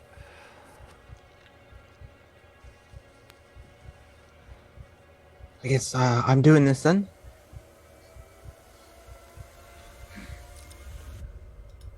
Right. Yeah. Maybe don't film this part. Yeah, don't film this. And You go I down the will hole. take my. Wait. Stop. Yeah. Can we're thinking about this all wrong, right? Do we need to be going in the hole? Can't we just rip a hole in the floor and like, is there some, can we do that? Surely we can do that. We're told not to damage anything. This isn't our house. I don't give a shit about that now. I'm going to tell you that right now. Listen. It'll be okay. You're just going to go down in the hole, Alex. Grab the book. Come back up.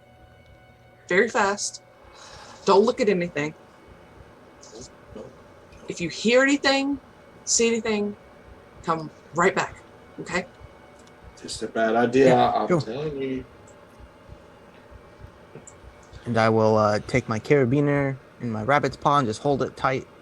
Kind of slip a finger through the carabiner and just hold it in place in my hand as I lower myself in awkwardly and try to get into the crawl space. All right. Face first. You crawl your way down into it. How How are you crawling through and approaching the figure?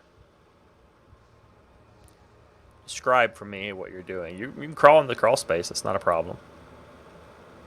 I would probably be a little more wormy about it, like more full prone, and then like with my shoulder blades and my arms kind of maneuvering forward.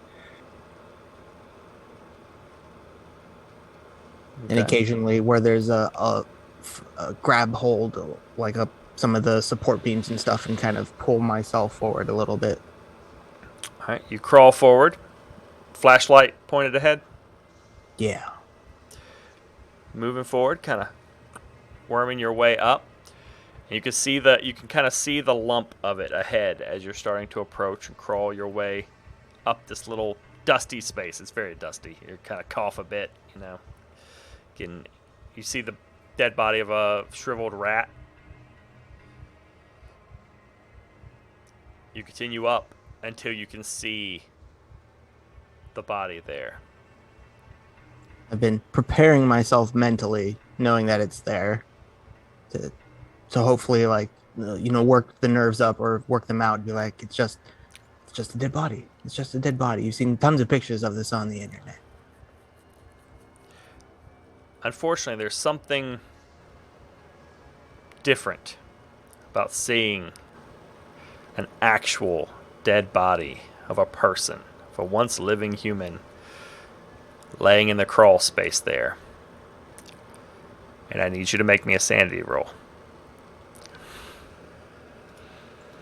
While this is happening,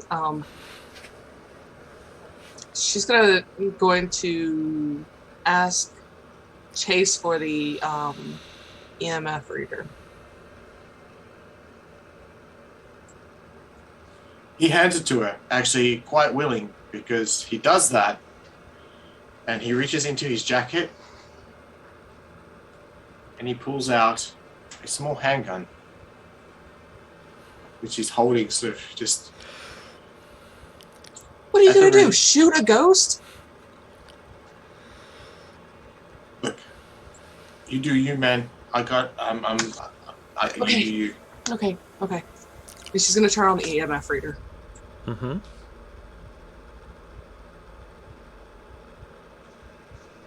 Sanity roll. Yes. Oh. I need you to roll me a d8.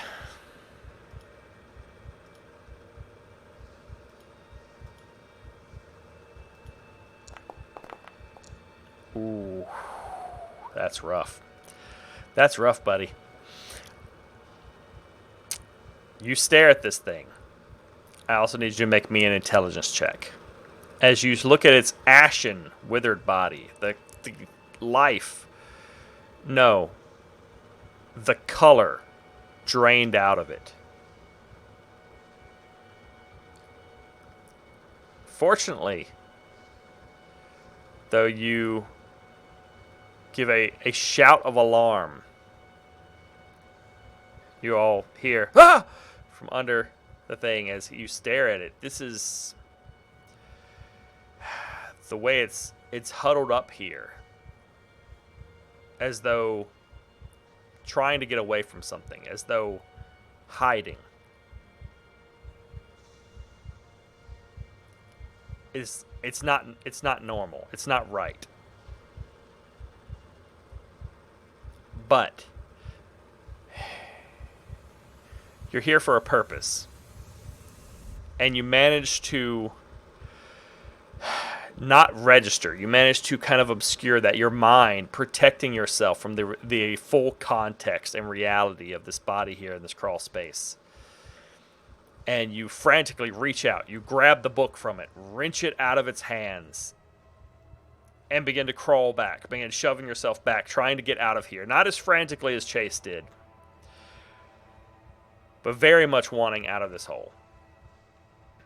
And so you crawl, shovel, push your way back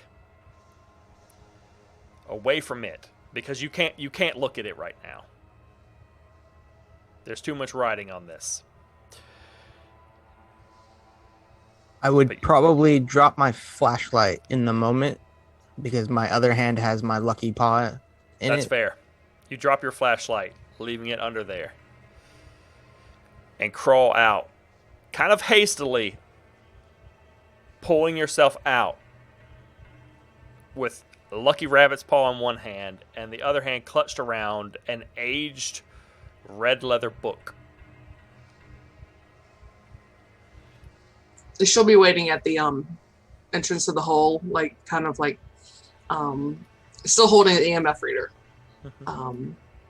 And is going to, when he gets closer to the hole, she's going to offer to help him up, to help him get out of there faster. As you come and help him up, I got it. The EMF jumps up to 3 dots.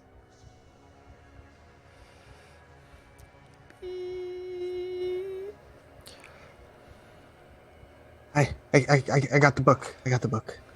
I got the book. Well, come on, get out of there first. And let's go.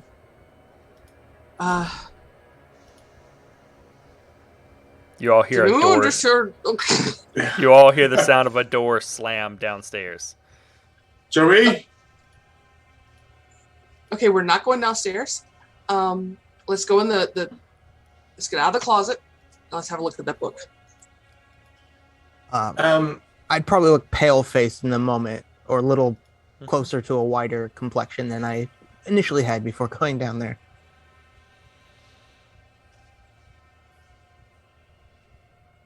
He's back into the bedroom and out of the closet. I'd say I was probably more towards the doorways. I want to be as close to being able to get out of this space as possible, given everything. And hearing the door, I just sort of turn around, and like I've done a million times before in these indie / B-grade police films, I'm sort of putting the torch on top of the gun, and I'm sort of lighting it up, and I'm just peeking out into the hallway, having a look around. You don't see anything. It looks normal down there, for now. Joey, come on, man. No response. Quick question for the keeper. My sanity check, did I lose anything from that? You lost 7 sanity, yes. 7, okay.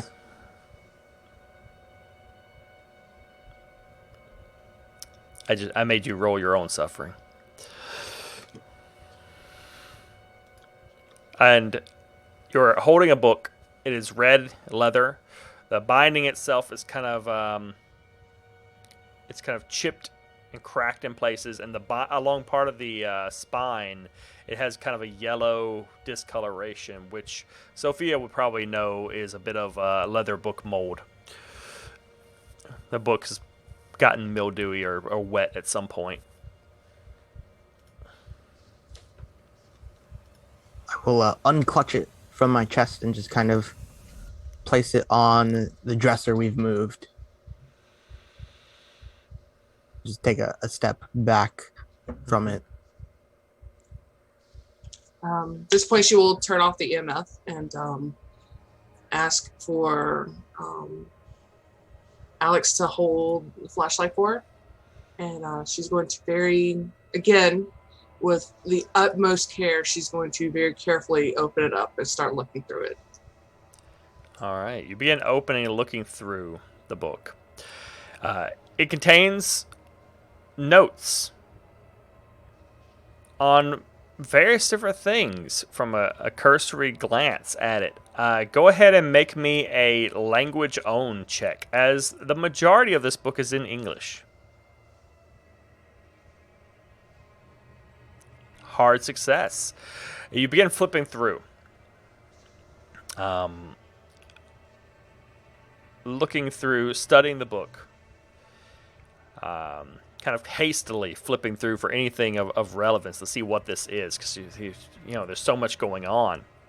It contains notes about a number of different mythological creatures and lore, supernatural sounding stuff, as well as some things that start to look suspiciously like rituals of some sort. Portions of the book appear to actually be in Latin, while the majority of it is in English. And as you start flipping through, and then you see things that look almost like spells, rituals, but you see an entry that seems relevant, oddly enough. An entry titled Light of the Stars, which says that an entity, it describes as an entity that exists in the heavens, which can be called down to do the bidding of the summoner. An amorphous being that touches the grounds with its light when in its presence. Said to dwell in void, but to lay its eggs in dark, wet places. The light can be sent out to feed on the life of one's enemies. Accustomed to the void, the creature can be held at bay with bright flashes of light. And then it contains a summoning ritual that needs a diagram for protection, a candle made of human fat and elderberry, and recitation of certain words that are listed on the page. It then also contains a banishment ritual, which requires sight of the creature, evoking of willpower, and 3 recitations of the incantation Passe tua, passim in terris, parva sub inginti, passe tua, passim in terris. And I need you to make me a sanity roll as you study this tome.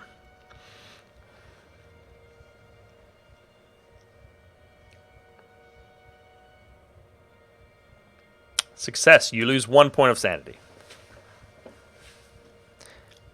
As you examine and study what appears to be a basic, almost home-brewed tome of magic.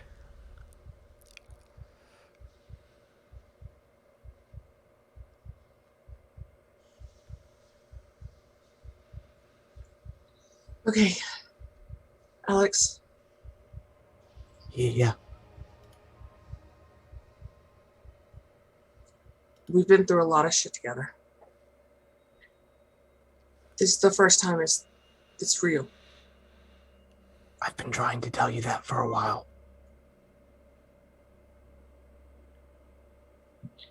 This book,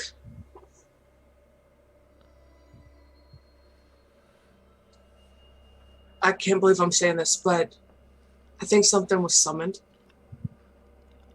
And this talks about the blue light that you mentioned. I think we have to find whatever it is. And here, and she's gonna point to the incantation to get rid of it. We all have to say this, or one of us, I don't know, somebody has to say this, and using their willpower have to face this thing down. We gotta find it. Oh, hell no. I mean, you and I go way back to Spanish class, but I don't know Latin. We don't have to know what it means. Paseo. Spanish is based in Latin. Paseo maybe it has to do something with passing. Or hall or something. Anyways, it doesn't matter. We just say it. And we say it three times. And it should get rid of it. But like I said, we gotta find it first. Wait, we can't just say that shit now and it's gone? No. It specifically says here, we have to be in sight of the creature. Using our willpower, we must recite this Okay. incantation. Well, I mean, That's what I do. I can recite lines. That's sure. We can do that. We can do that.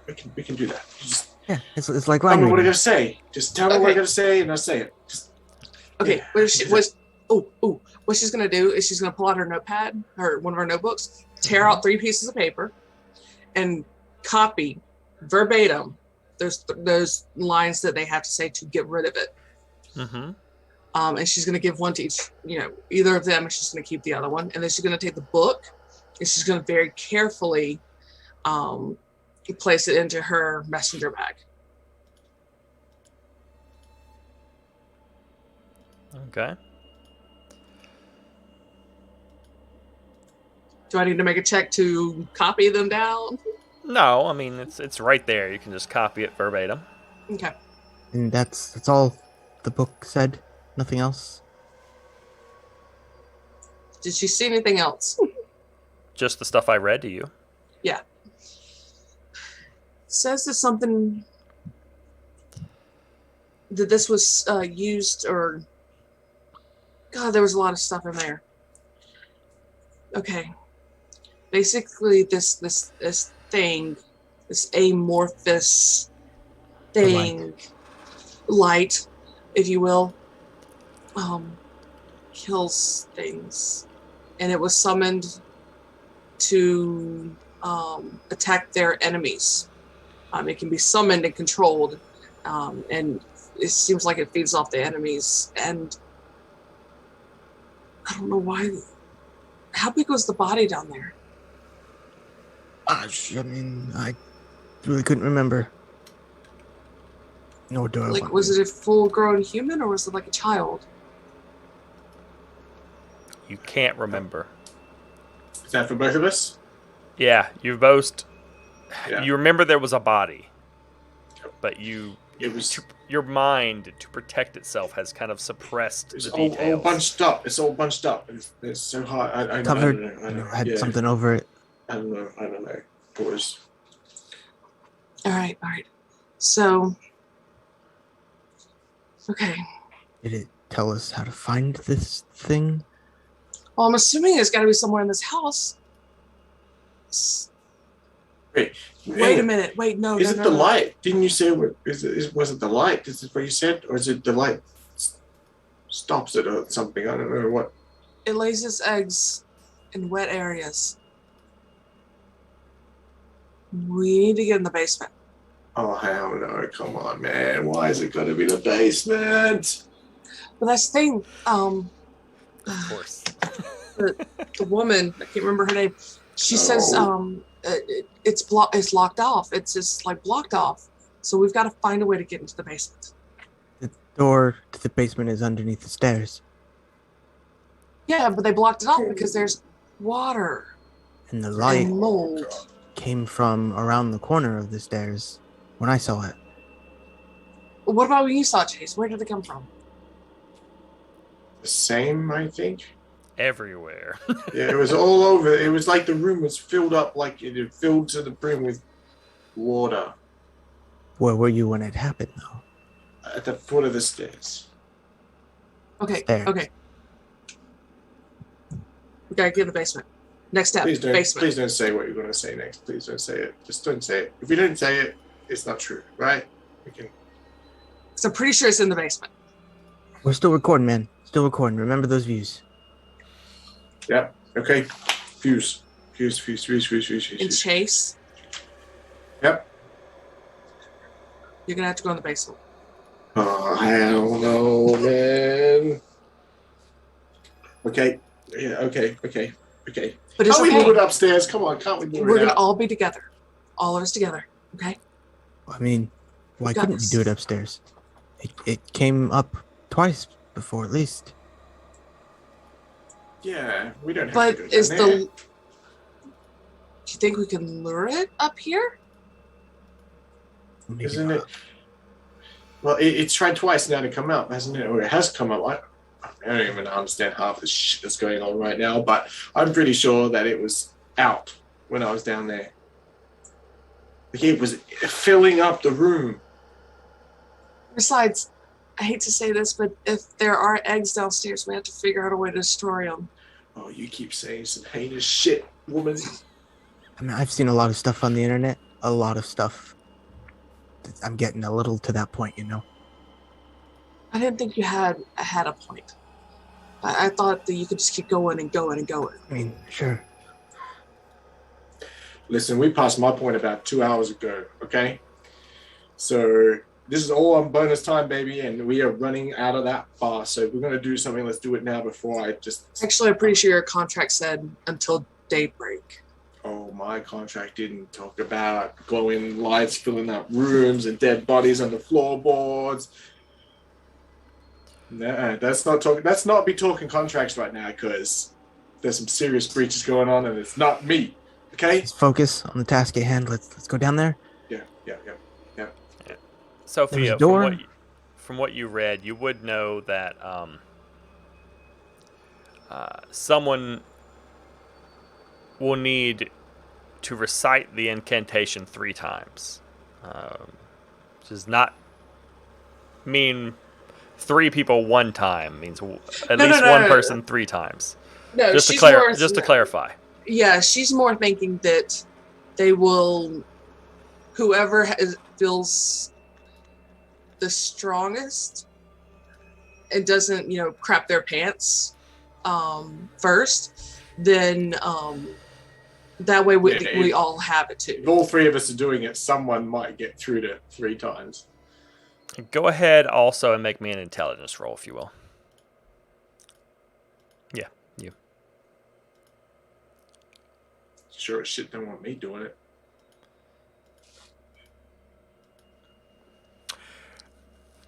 You would remember also there was a part in there about holding the creature at bay.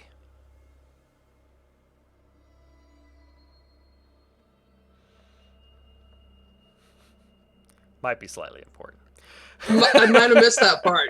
I just got sight of creature. It said willpower. Accustomed to the void. The creature can be held at bay with bright flashes of light. Oh, that's important. It might be a little bit. Just maybe. Then she would totally, as they're going downstairs, be like, oh, by the way. Tell them about the bright flashes of light. Flashlights. We can use the flashlights. Just turn them on and off and on and off and on and off. Is that bright enough, or do we want what about the light on the cameras? Oh, I think the flashlights are a little stronger than that. But we can do both. Or actually wonder which is more powerful, flicking the flashlight off and on, or using the flash on the digital cameras. That's what I just said. Oh, man. That's sorry. what I just thought, said. Man. Long night. Yeah. It was one of those perfect moments where someone says something and you're just like, no, that's stupid. How about we do that? I mean, did Chef set these up to be able to do time lapse? We can do time lapse with Flash and just set it to take a picture every second repeatedly. We broke Kelly. You can do that. Some of you could hold them and. Yeah, if it's set to time lapse, it'll just do it automatically.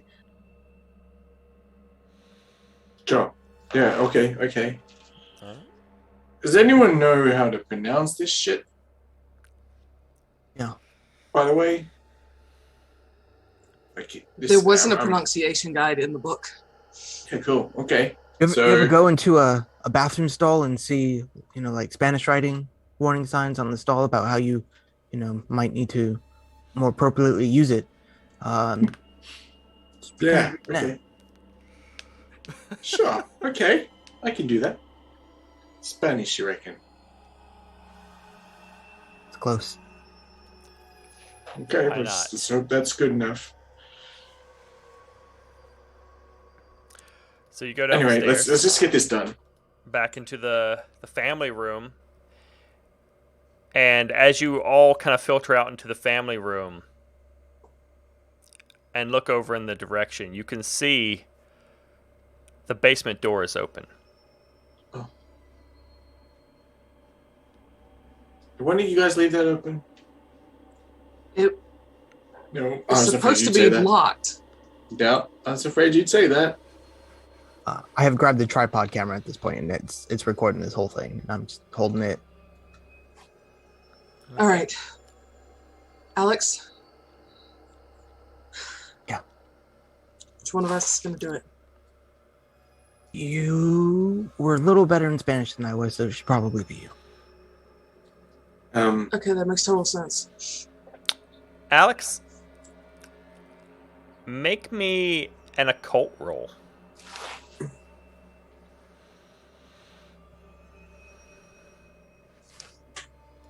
I'd like to try to push this. Okay. How are you going to do that? Well, I guess, is there a way I would know to the relevance of what the roll is for to kind of guide? It's your understanding of rituals for banishment and summoning. Your understanding of how that might work or who might be best to do that. I would argue that I've seen some crazy things on the internet, and maybe even have a few of those crazy things saved as favorite tabs on my browser, on my phone, that Sure. I have in my pocket. You could take time, pull out your phone, and kind of start tabbing through some stuff. And kind of, seeing like brushing up on the things I've passed through, all the researching. And let's see. Now, what could be your consequence should you still fail with this?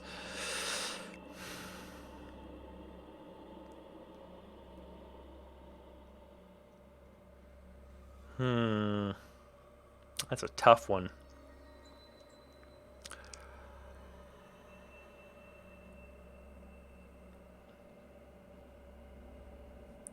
I know what it'll be. You stop everyone because you want to check something on your phone about this before you start. It's important. Might be important. Your consequence, should you fail, will not even be failure in the skill, but will be the amount of time it takes you to look this up. okay, here we go. Which may be relevant to something else. And it's just a regular check still? Just a cult. And unfortunately, you can't use luck on a pushed roll.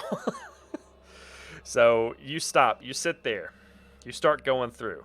Everyone's kind of watching and waiting, and you're like, I've got something about this. And you start going through.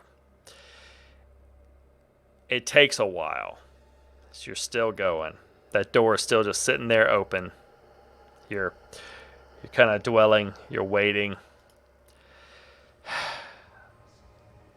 Then you finally find what you're looking for. And you realize that this isn't just going to be about reading words. It's more going to be about the willpower behind the words. Anyone could say them. You have to be able to say them with enough willpower and conviction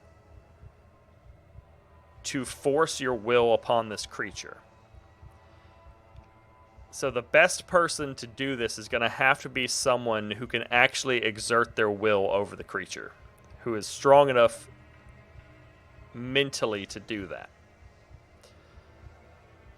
Also, power, to my understanding? That would be power. Potentially, yeah. Out of character sense, yes.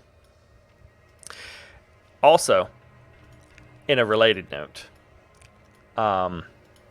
given the amount of time you've been in here at this point, I need all of you to make me an opposed intelligence check. As I hold my phone screen towards them and start scrolling, I'm like reading verbatim what's on the web page, and it's like this really dark web looking web page.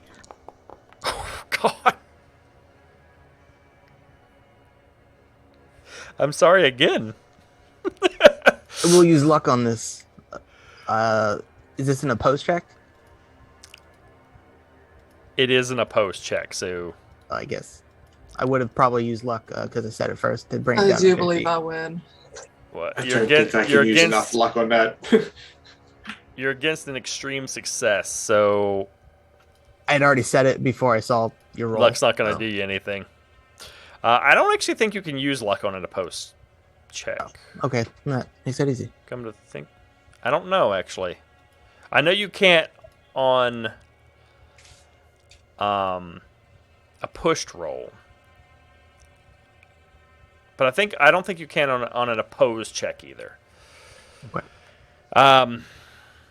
Sophia does succeed. I'm going to say you've rolled better, even though you're both technically extreme successes, in which case, actually, your intelligence is higher than its.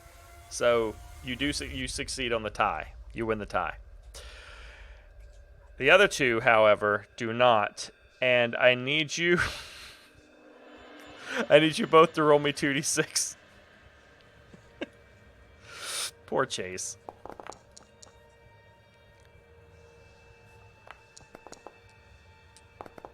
Alex.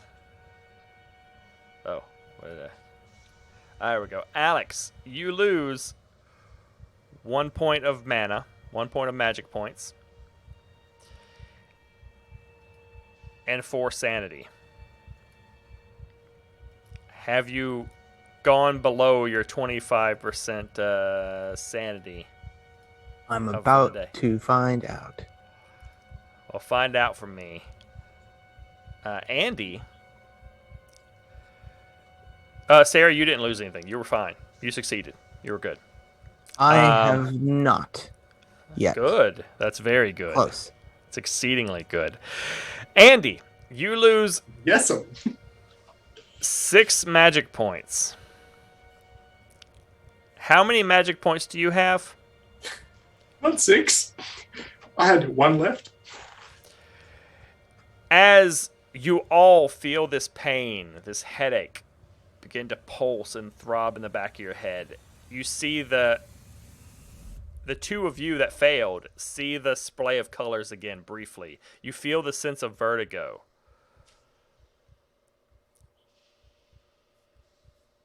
Chase, how many hit points do you have?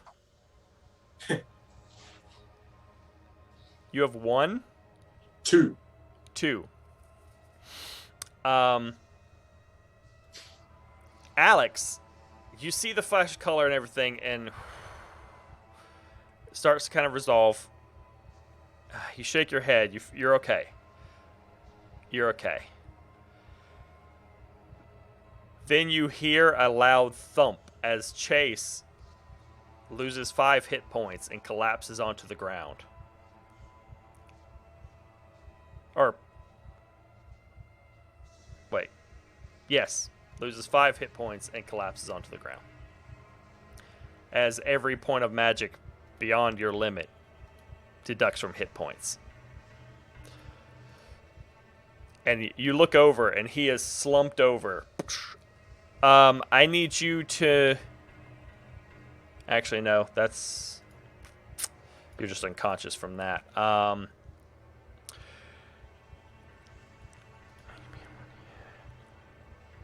Yeah.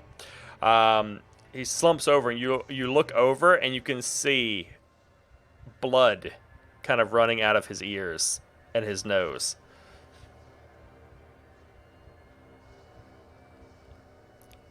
I will drop the phone.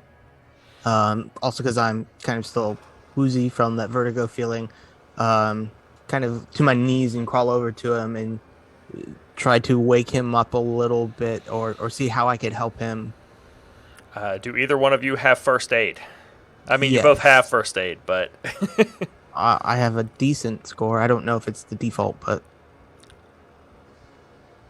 some points into it. You look at him, and he looks bad. One of you is going to have to do first aid to try and stabilize him.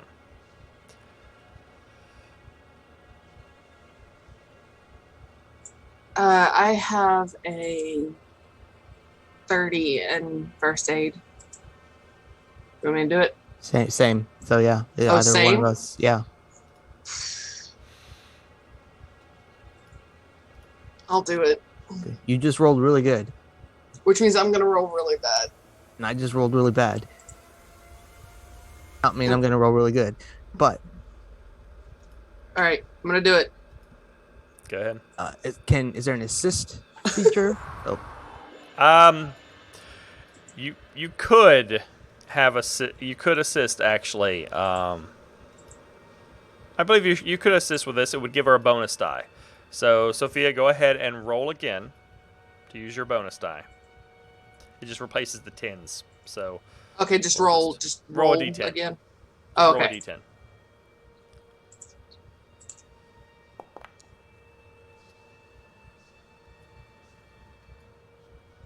That is in this case, 14? a 0, actually. So that would be a 4. So that would be. That would Would that be an extreme regain. success? It would be, yes. Probably. In this case, Chase, your head is throbbing. She comes down. You roll him over as he starts to seize, and you just stay there taking care of him, making sure he doesn't injure anything. You know better than to hold him down or restrain him or anything, and you regain 1 hit point, and you come back to consciousness, I'm going to say, because of the extreme success. You're bleary, your head hurts. You've got a little blood for some reason. You don't really remember what happened. You just passed out, and you don't feel great. Chase? But you have 1 hit point. Chase, are you okay?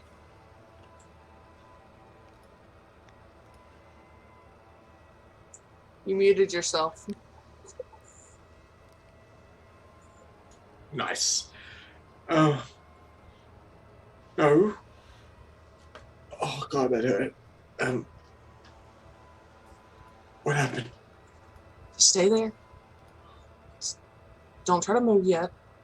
Okay. Gotta get your bearings first. yeah. We're trying to show us how you act out a death scene. It's amazing, really. It's really good. Yeah, I'm a really good actor. I really believed you were seizing. Yep, me too. You might have hit your head a little too hard in the display, but Nah, it's just all part of the show, man. I'm good. Just give me a second. I'm just gonna lie here for a moment. You do that. You just lay here, Yep. breathe. No, when I fell and knocked my head, did we already do the basement thing? Please say we already did the basement thing. about that. No, we didn't.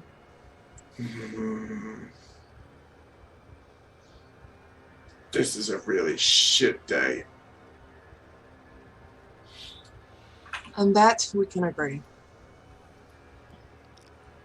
So you take some time. You take a minute to gather your senses. Manage to get yourselves back up. Are you going to go down to the basement? Or are you trying to lure it out of the basement in some way? I think we should try to stay up here and get it to come up to us.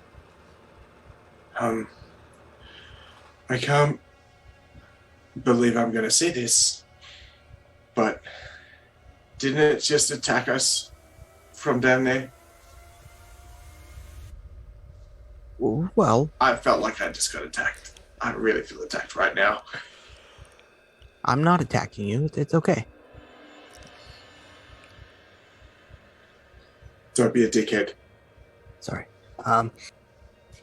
Yeah, it did.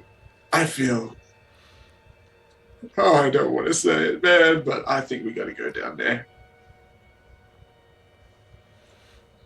I do too. I'm sorry. I will say that fortunately, you going unconscious kept you from having another bout of madness, because in your state of temporary insanity, losing any sanity points causes you to go into a bout of madness. Thank heavens for small mercies, huh? So at least there's that. Silver linings, silver linings. Yeah, I guess we're going down. And she's gonna Yeah. stand up and offer a hand to Chase. He'll take it and slowly, reluctantly get up. As I was saying before that happened, I'll reread, just skimming through the website. One of us is going to have to be a little more forceful, mentally speaking, invoking power, conviction into the words, and I think maybe I should be the one to do that.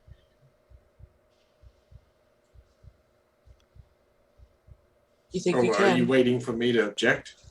No. 'Cause that's not going to happen. I mean, I can only try. Well, of the two of us, I have to say you're more prone to believe in this. Well, I'm definitely a believer after today. Yeah. Do you think you can? Are you sure you want to do this? Oh no, not at all. But I'll give you my salt, and you can use What that if to you maybe. need it? Well, you can make like a barrier around either me or yourselves. And I got this. He has his paw in his hand. Okay. We could create a circle of protection around you with the salt, so that hopefully Excellent. nothing can cross. And that's what people say. That's what it's for. And as long as none of us mess up the salt, you should be fine. Okay, so we'll go down there, throw down the salt around you, and whenever that thing comes, you start, and then we flash it. Maybe be flashing it first, and as we go down. And Yeah, but we gotta wait and see where it is. It could be hiding. And if we start flashing it, then it's not going to come out. That's fair. That's fair.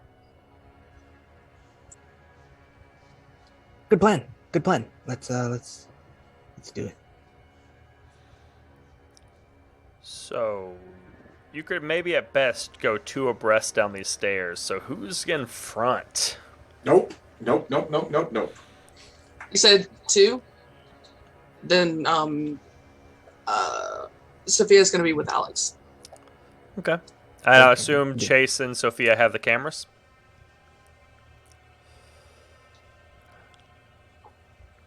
The digital cameras with the flash. Yeah. So you start your way down the stairs. These are those kind of really shady, feeble wooden stairs that go down to basements, and they creak horribly every step. They're at least kind of wide enough for two people to squeeze in there, but every step you're like, is this going to break? Is this going to break? Is this going to break? Edging your way down into the basement. It's dark. It's confined. Chase, you do not like it. You do not like it at all. Am I able to actually continue on, or am I? You managed to push yourself down, but you're on the edge. Like, you want to get out of this basement. It goes down into stone walls, and you can all see a blue glow. Not the light. Not yet. It's the glow off of the light that you can see up ahead, and it's down here. It's definitely down there. But you have to keep going to see it. You continue down the steps. Pick it up the pace a little bit as it starts to seem to creep a little closer to you. You come out into this long, mostly dark, couple support pillars, concrete basement.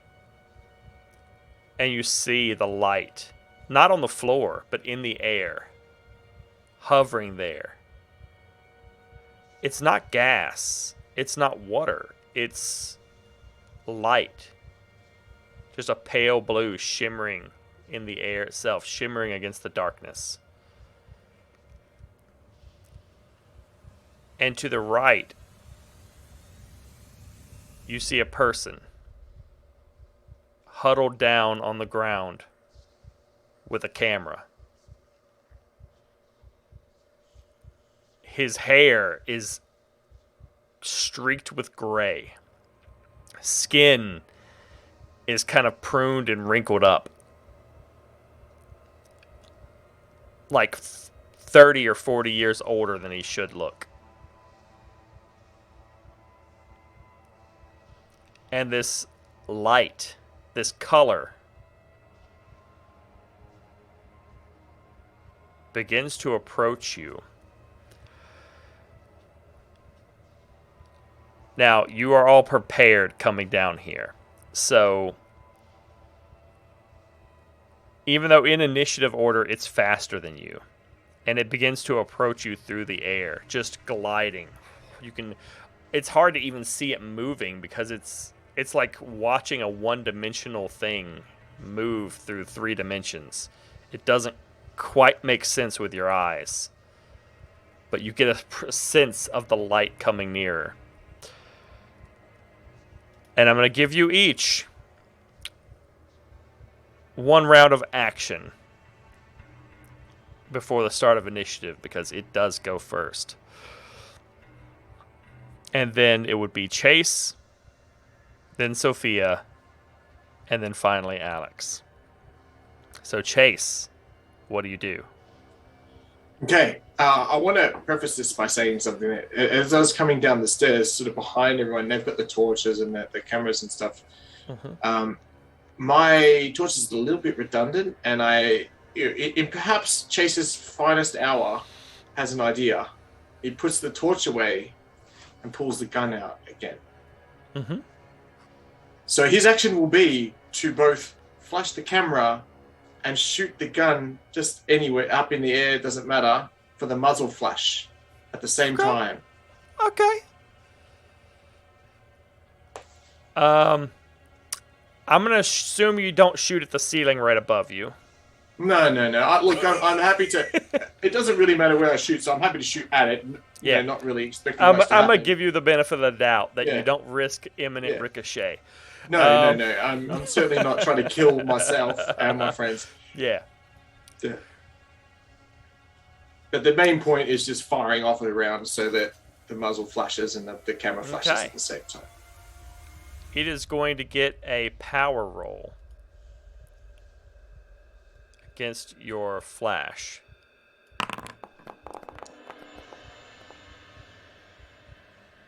Which it actually fails. And you see it halt. Sophia. Yeah, baby. What are you doing?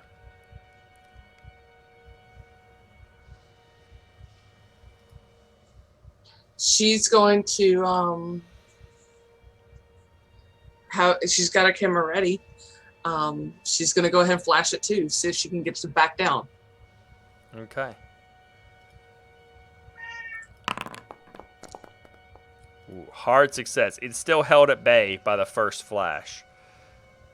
But it is not pushed back further by yours. Which brings us to Alex. I Alex, will what you doing? pull out the copy of the paper that was given to me and just stare at the light with a little more intensity in this moment and just kind of talk to it. Listen here, you stupid light. I've gone through way too many websites to be taken down here.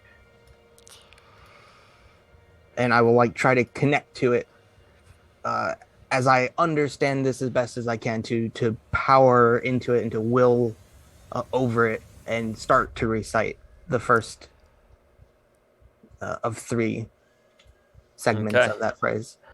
As the two of you, gunshot goes off. It's kind of loud close to you, but seems to hold it at bay. The flash of the muzzle and the camera. the two cameras going off, is you're all standing kind of at the foot of the stairs, trying to hold it at bay.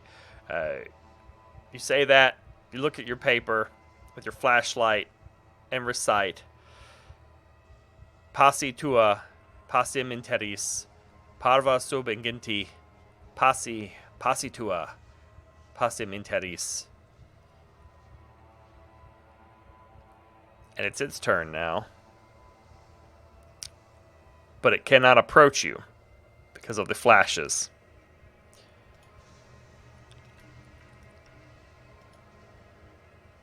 So that's its turn.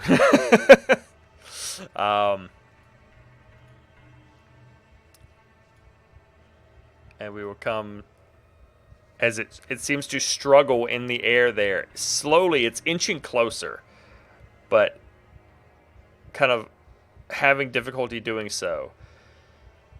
And then at the last moment, it starts to rush forward again, drawing nearer. And Chase, it is your turn again. Right, man. Don't like the flashes, huh? The paparazzi would eat you up. Bang again. Camera. Another shot. All right. Oh, God, my rolls. They've suddenly turned against me. I was doing so well this entire time. It's the glasses, man. I put the glasses on. I'm in character. Bang. It freezes again, just short. A little bit short of Chase. Or not a little bit short of Chase, a little bit short of Alex. Sophia, what are you doing?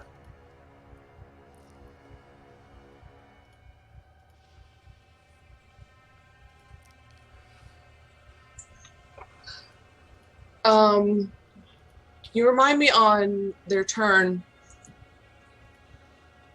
would she be able to throw salt down in front of Alex and flash the thing?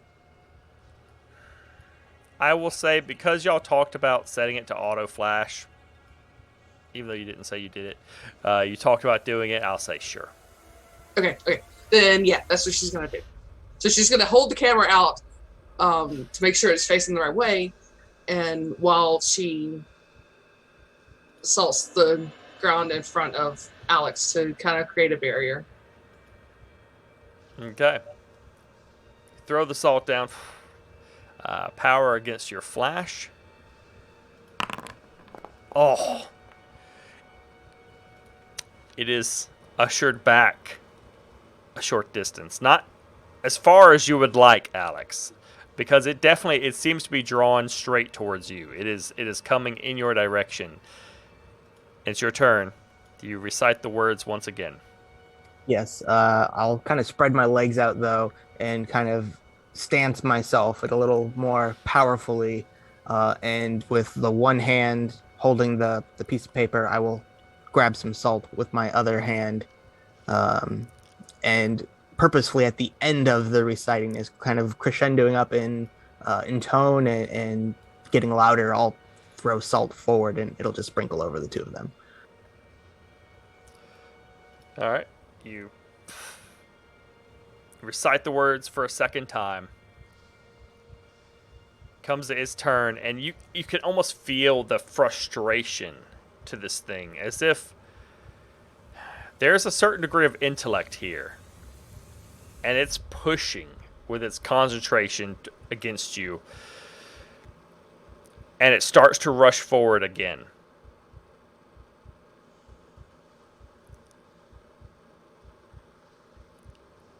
Because you managed to push it back, it just doesn't quite get to Alex before Chase you get to act again.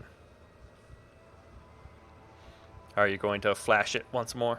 Okay, buoyed by the two previous times, feeling a little bit more confident. You know, he's in character. He's just channeling every action hero role he's ever played.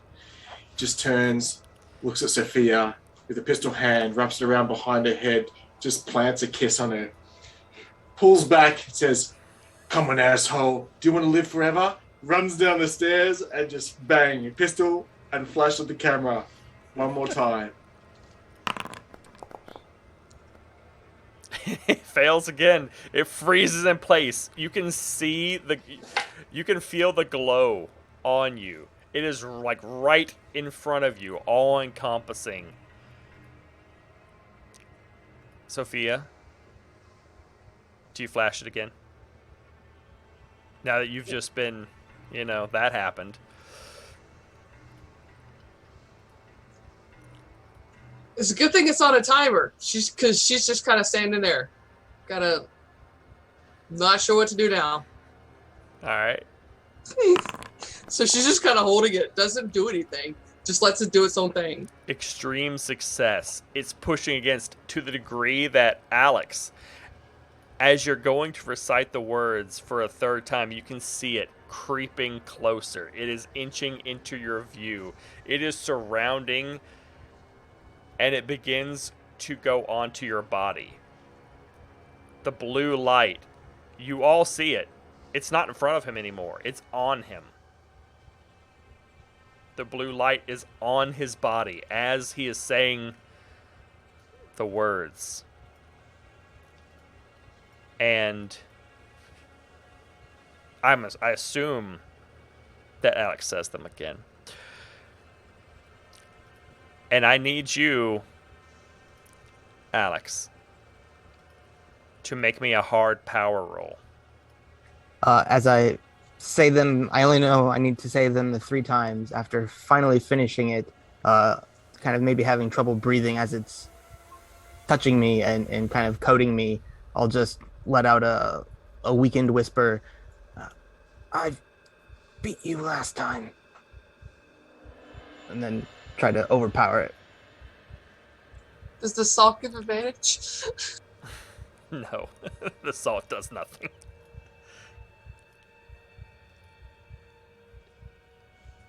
I will use luck to get that down to... Unfortunately, the first time casting a spell is one of the things you cannot use luck on. Oh, I'm in the middle of that. Yeah. You begin to recite this. You can, however, push the roll on the first time that you recite a spell. And just for everyone's knowledge, the first time you cast a spell, you have to make a hard power roll to learn it and cast it properly. Otherwise, once you've already learned the spell, but you have to make a hard power roll to succeed in casting it. And then from that point, you can make a normal power roll to cast a spell. That spell. However, if you fail, you have to learn the spell all over again. You have to study it and learn it again before you can cast it. Unless you push the roll. However, if you fail the pushed roll, it will cost a considerable amount more magic points, which, as you've seen with Chase, can have very adverse side effects. So you push the roll. Oh, of course. I mean, there's not much choice here. Go ahead and roll. Question is how. I guess in a little bit of inspiring Mr. Action Man over there, I kind of pull into my own nerd culture of wizardry and magic and occult-like movie casting, and make like some fancy wizard gestures as I try to push forward against him. I'll add to that too. As I see him doing that, Chase calls out, "Come on, man, you're my boy, Alex." Oh, I'm totes inspired now. Make me a hard power roll. You've got a good skill. It's skill level. This is within your capability. You make these odd gestures. You hold the note forward. You recite it one last time with fervor.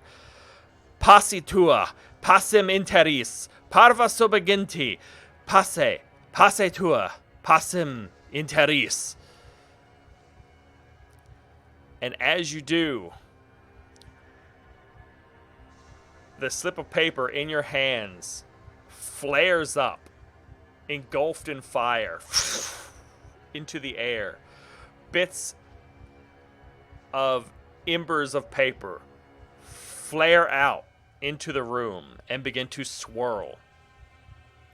As you feel the sensation of it, you feel elation for all of your reading of websites. You're looking into stuff like this. This is real. This is power coursing from within you through this spell.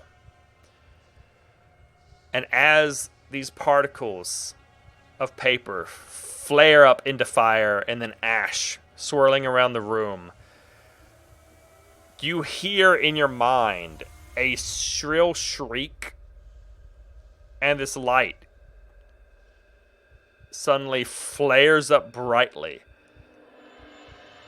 and then almost seems to stretch upwards and shoot up through the roof above you. And Alex, I need you to roll me a d6.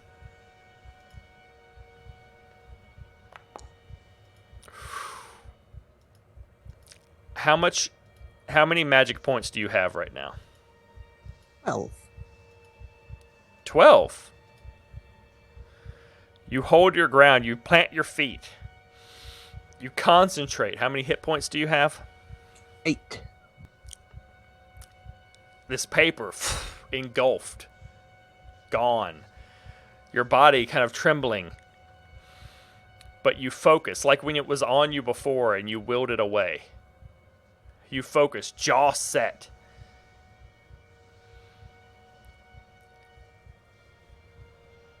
And the embers die down. You let out a breath.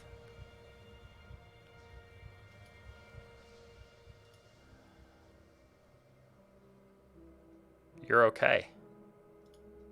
It cost you 10 magic points.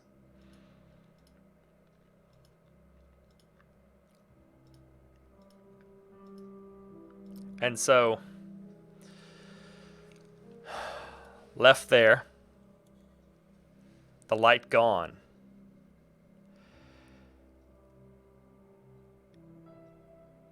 Joey is alive.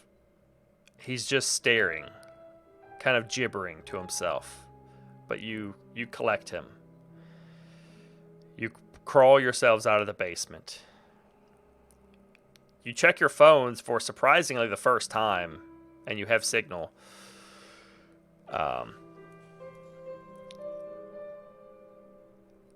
assume you call the police.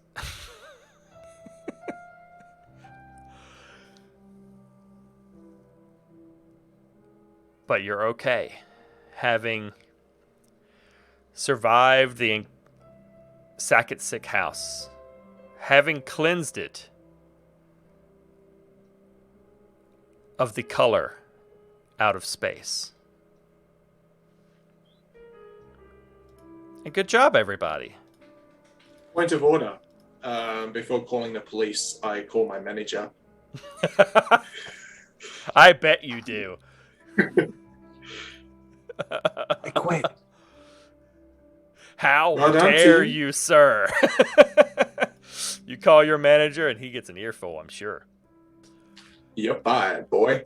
I Thanks, cannot everybody. believe we all survived. Again, I did my keep best trying not to to. kill you. Did my best not to. That's now out of like the 4 games I've run for y'all, I've only killed one of you. And honestly, that was because Matt kind of killed himself. I mean, one of you would have died, but Yeah. and it's the second time I've tried to get one of you to kill yourselves casting a spell, and both times so close, so close. I am a wizard. Alex now knows what that feels like. The book itself has other spells in it. Who knows what might become of that?